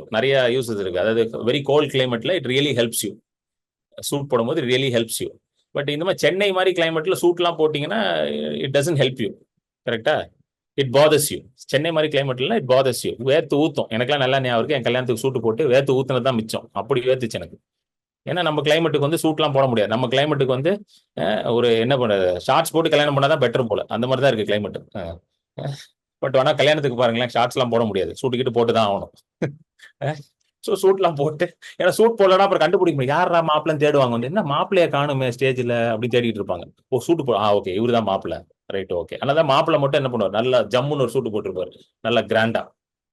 ஸோ பார்த்தோன்னே இதாக இருக்கும். இப்போ சூட் போட்டுட்டு யாரும் வந்து டீ கடையில போய் டீ குடிக்க மாட்டாங்க. டீ கடைனா ரோட் சைட்ல டீ கடை இருக்கும் பாத்தீங்களா, அங்க போய் டீ குடிப்பாங்களா? யாராவது பாத்திருக்கீங்களா? சூட் போட்டு டீ கடையில குடிச்சு பாத்திருக்கீங்களா யாராவது?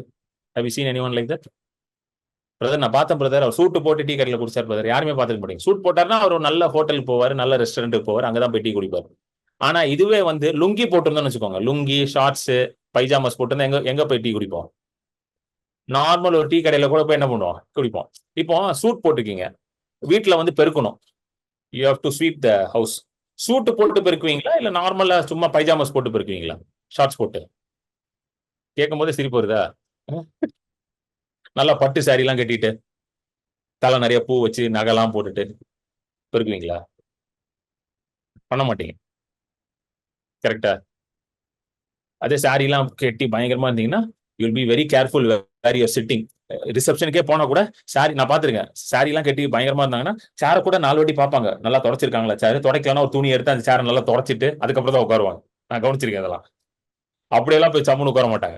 இதே ஒரு நல்ல அழுக்கு பைஜாமாஸ் போட்டிருக்கீங்க, ஷார்ட்ஸ் போட்டிருக்கீங்க, போட்டு அப்படியே எங்கனாலும் போய் உட்காந்துடலாம். Righteousness is like that.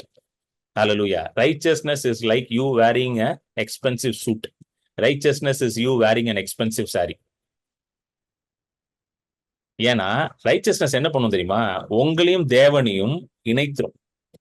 It will connect you and God. That is why God uses righteousness.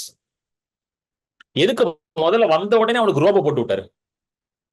First என்ன பண்ணிருக்கணும்?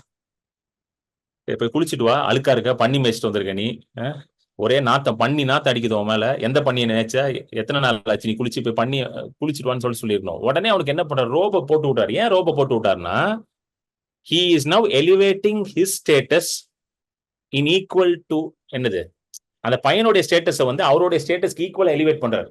ஹல்லேலூயா. எத்தனை பேருக்கு புரியுதுங்க? பையனுடைய ஸ்டேட்டஸை யார் ஸ்டேட்டஸ்க்கு ஈக்குவலா எலிவேட் பண்றாரு?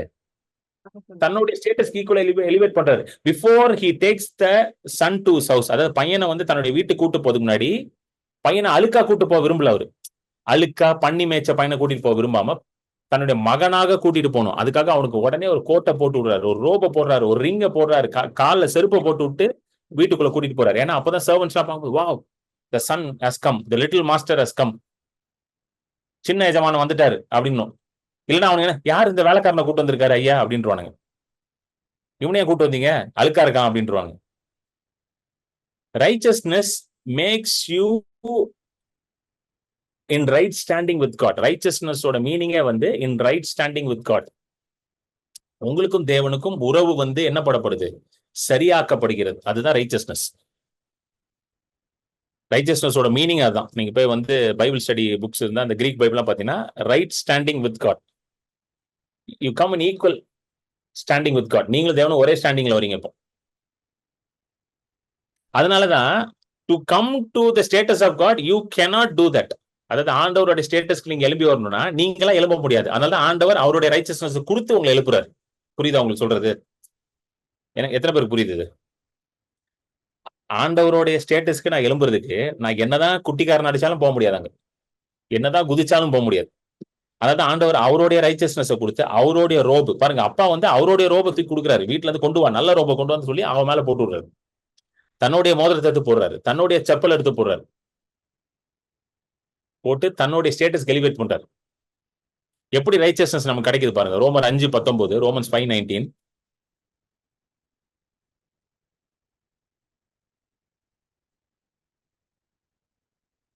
அன்றியும் ஒரே மனுஷனுடைய கீழ்ப்படியாமையினாலே அநேகர் பாவிகளாக்கப்பட்டது போல ஒருவருடைய கீழ்ப்படிதலினாலே அநேகர் நீதிமான்களாக்கப்படுவார்கள். அந்த ஒருவருடைய கீழ்ப்படிதல் யார்? அந்த ஒருவர் இயேசு கிறிஸ்து. ஒரே மனுஷனுடைய கீழ்ப்படியாமையினாலே யார் அந்த ஒரு மனுஷன்? ஆதாம். ஆதாமுக்குள்ள நம்ம எல்லாரும் பிறந்தோம். ஆதாம் கீழ்ப்படியாம போனதுனால நம்ம எல்லாரும் என்ன பண்ணோம்? மகிமையற்றவர்களாக மாறினோம். All man sinned and fell short of the glory of God. Romans 3:23. ஆமென். எல்லா மனுஷனும் பாவம் செய்து தேவனுடைய மகிமை அற்றவர்களாக மாறினார்கள். கரெக்டா? எல்லாரும் பாவம் செய்து தேவ மகிமை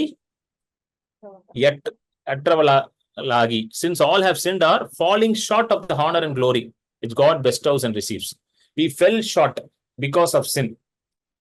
Now no matter how hard you try, you cannot come to that level. நீங்க என்னதான் ட்ரை பண்ணாலும் அந்த லெவல் போக முடியாது. அதனாலதான் இயேசு கிறிஸ்து வந்து நமக்காக நம்முடைய சார்பாக கீழ்ப்படிஞ்சு நமக்கு நீதியை கொடுத்தார். ஹல்லேலூயா.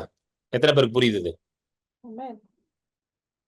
On my behalf, Jesus acted, Jesus obeyed and restored my lost righteousness and lost glory and lost honor.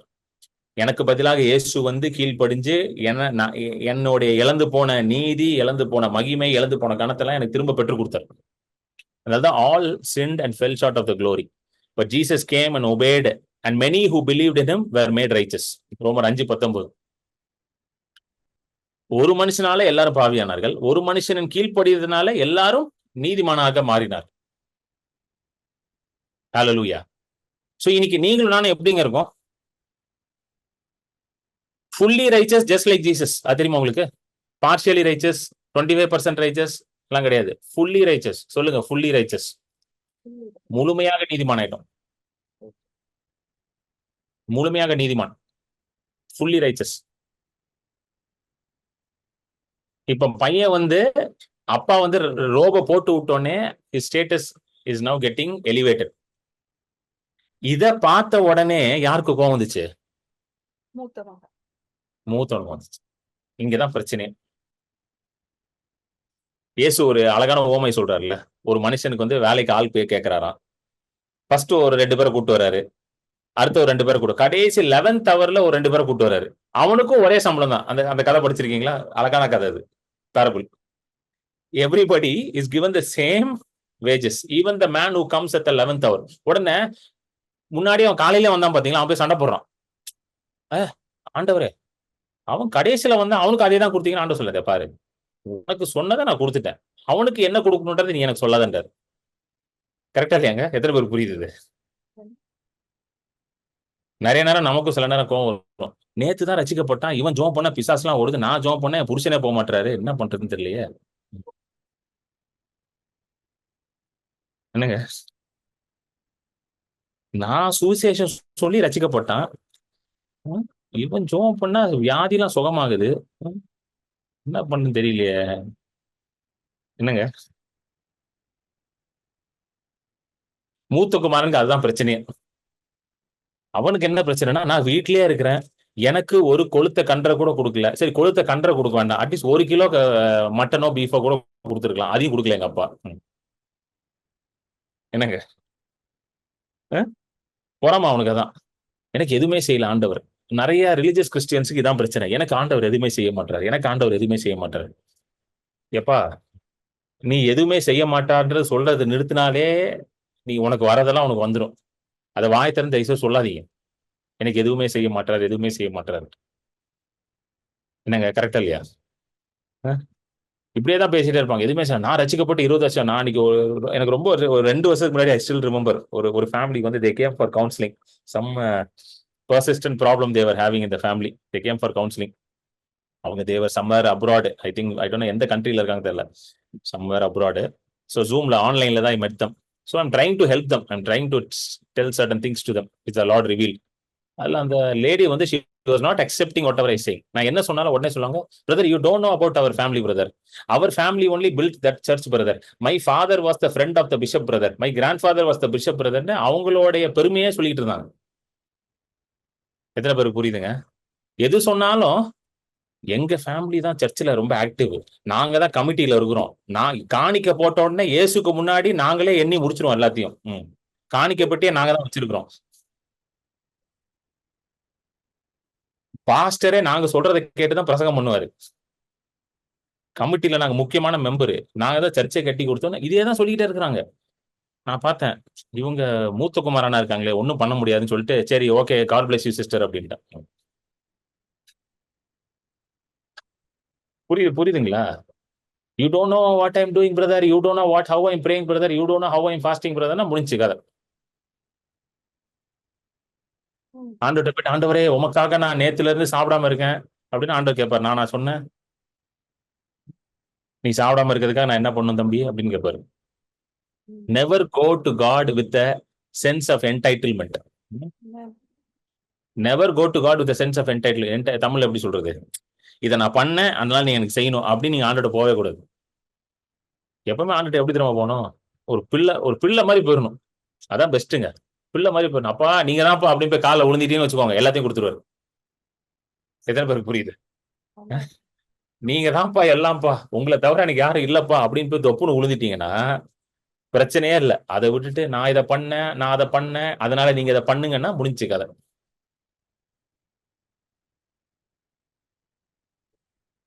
Hallelujah. Praise God. You understand? புரியுதுங்களா? The elder son had a sense of entitlement. That's the problem. நான் வீட்டுல இருக்கேன், ஒழுங்கா வேலை செய்யறேன், அப்பாவுக்கு ஏத்து கூட பேசல, எல்லாம் பண்ண, எனக்கு ஒரு கொடுத்த கண்டை கூட கொடுக்கலன்னு அப்பா அதுக்கு எப்படி பதில் சொல்றாரு பாருங்க. அதுதான் it's so interesting how he answered. 28வது வசனம் மட்டும் படிங்க. லூக் 15:28. அப்பொழுது அவன் கோபம் அடைந்து உள்ளே போக மனதில்லாதிருந்தான். தகப்பனோ வெளியே வந்து அவனை வருந்தி அழைத்தான். நல்லா கவனிங்க, இந்த பயலுக்கு நீங்க வருந்தி அழைக்கணுமா? இங்கிலீஷ்ல போட்டிருக்கு பாருங்க. the father came out and began to plead with him. கெஞ்சி கேட்டாராம். நான் அந்த 2 அறை விட்டுருப்பேன், முடிஞ்சா உள்ள வந்து கறி சாப்பிடு, இல்லைன்னா வெளியே உட்காந்துக்கோ அப்படின்னு இருப்பேன். நல்லா கொளுத்த கன்று அடிச்சிருக்கேன், நல்லா பிரியாணி போட்டிருக்கேன், சாப்ஸ் எல்லாம் இருக்குது, ஸ்டேக் எல்லாம் பண்ணி வச்சிருக்கேன், அப்பா வேணா ஒழுங்கா வந்து சாப்பிடு, இல்லைன்னா வெளியில பட்னியா கடந்து இருப்பேனாலும். ஆனா இந்த அப்பா என்ன பண்றாரு, உள்ள வந்து வருந்தி கேட்டாராம். மகனே வாப்பா, வந்து உள்ள சாப்பிடுப்பா, தம்பி வந்திருக்காம்பான்னு ரொம்ப எப்படி சொல்றது, ரொம்ப அன்பா, ரியல் ஃபாதர்னா அப்படிதான் பேசுவார். இந்த மாதிரி ஃபாதர்லாம் பார்க்கவே முடியாது எங்கேயுமே. ஹல்லேலூயா. அதுக்கு அவன் என்ன பதில் சொல்றான் பாருங்களேன். அடுத்த வருஷம் படிங்க. அவன் தகப்பனுக்கு பிரதியுத்தரமாக, இதோ இத்தனை வருஷ காலமாய் நான் உமக்கு ஊழியம் செய்து ஒரு காலம் உம்முடைய கற்பனையை மீறாதிருந்தும் என் சிநேகிதரோட நான் சந்தோஷமா இருக்கும்படி நீர் ஒரு காலம் எனக்கு ஒரு ஆட்டுக்குட்டியையாவது கொடுக்கவில்லை. அடுத்தது, வேசிகளிடத்தில் உம்முடைய ஆஸ்தியை அழித்து போட்ட உம்முடைய குமாரனாகிய இவன் வந்தவுடனே கொளுத்த கன்றை இதற்காக அடிப்பித்தீரே என்றார்.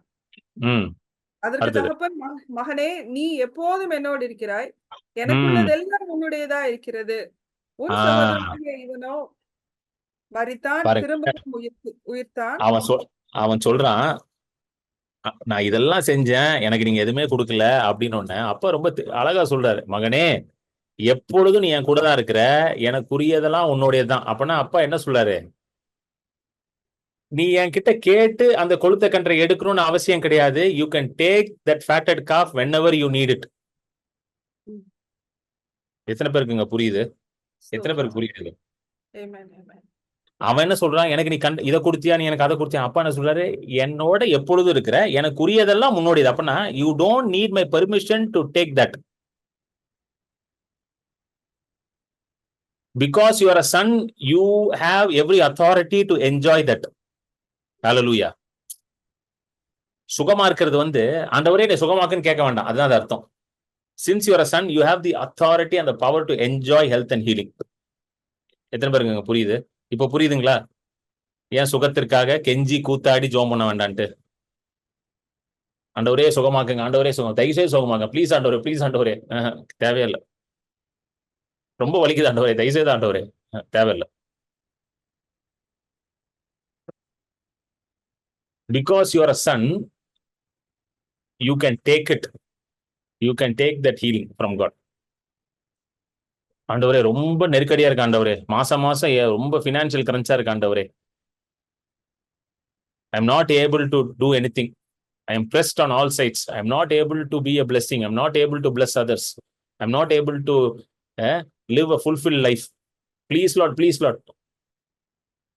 The blessing of the Lord is upon you.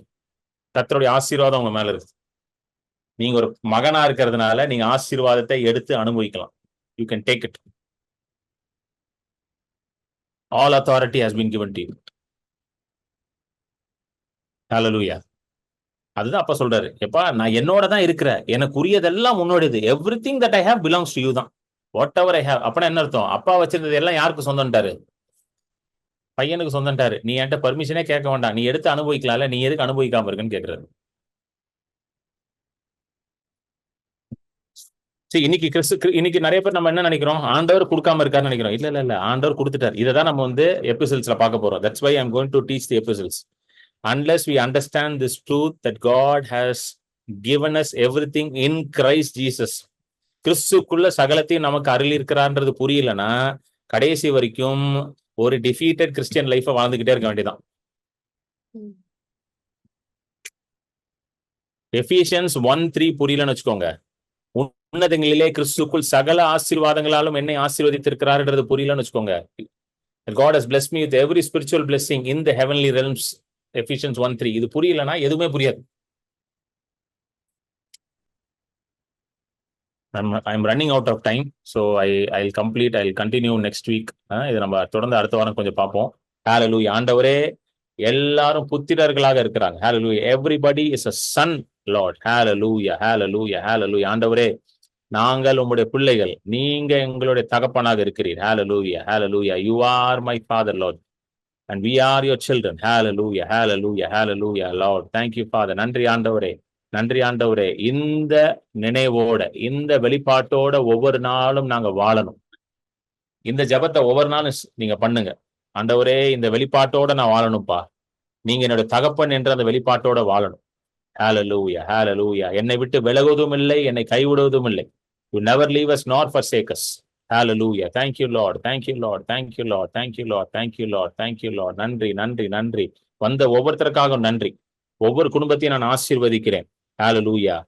ஜீவன் உண்டாகும்படி நீர் வந்தீர், அந்த ஜீவன் பரிபூர்ணமாக ஆக்கும்படி நீ வந்தீர். You came to give us life and life in abundance. Let the abundant life be manifest in every family in Jesus mighty name.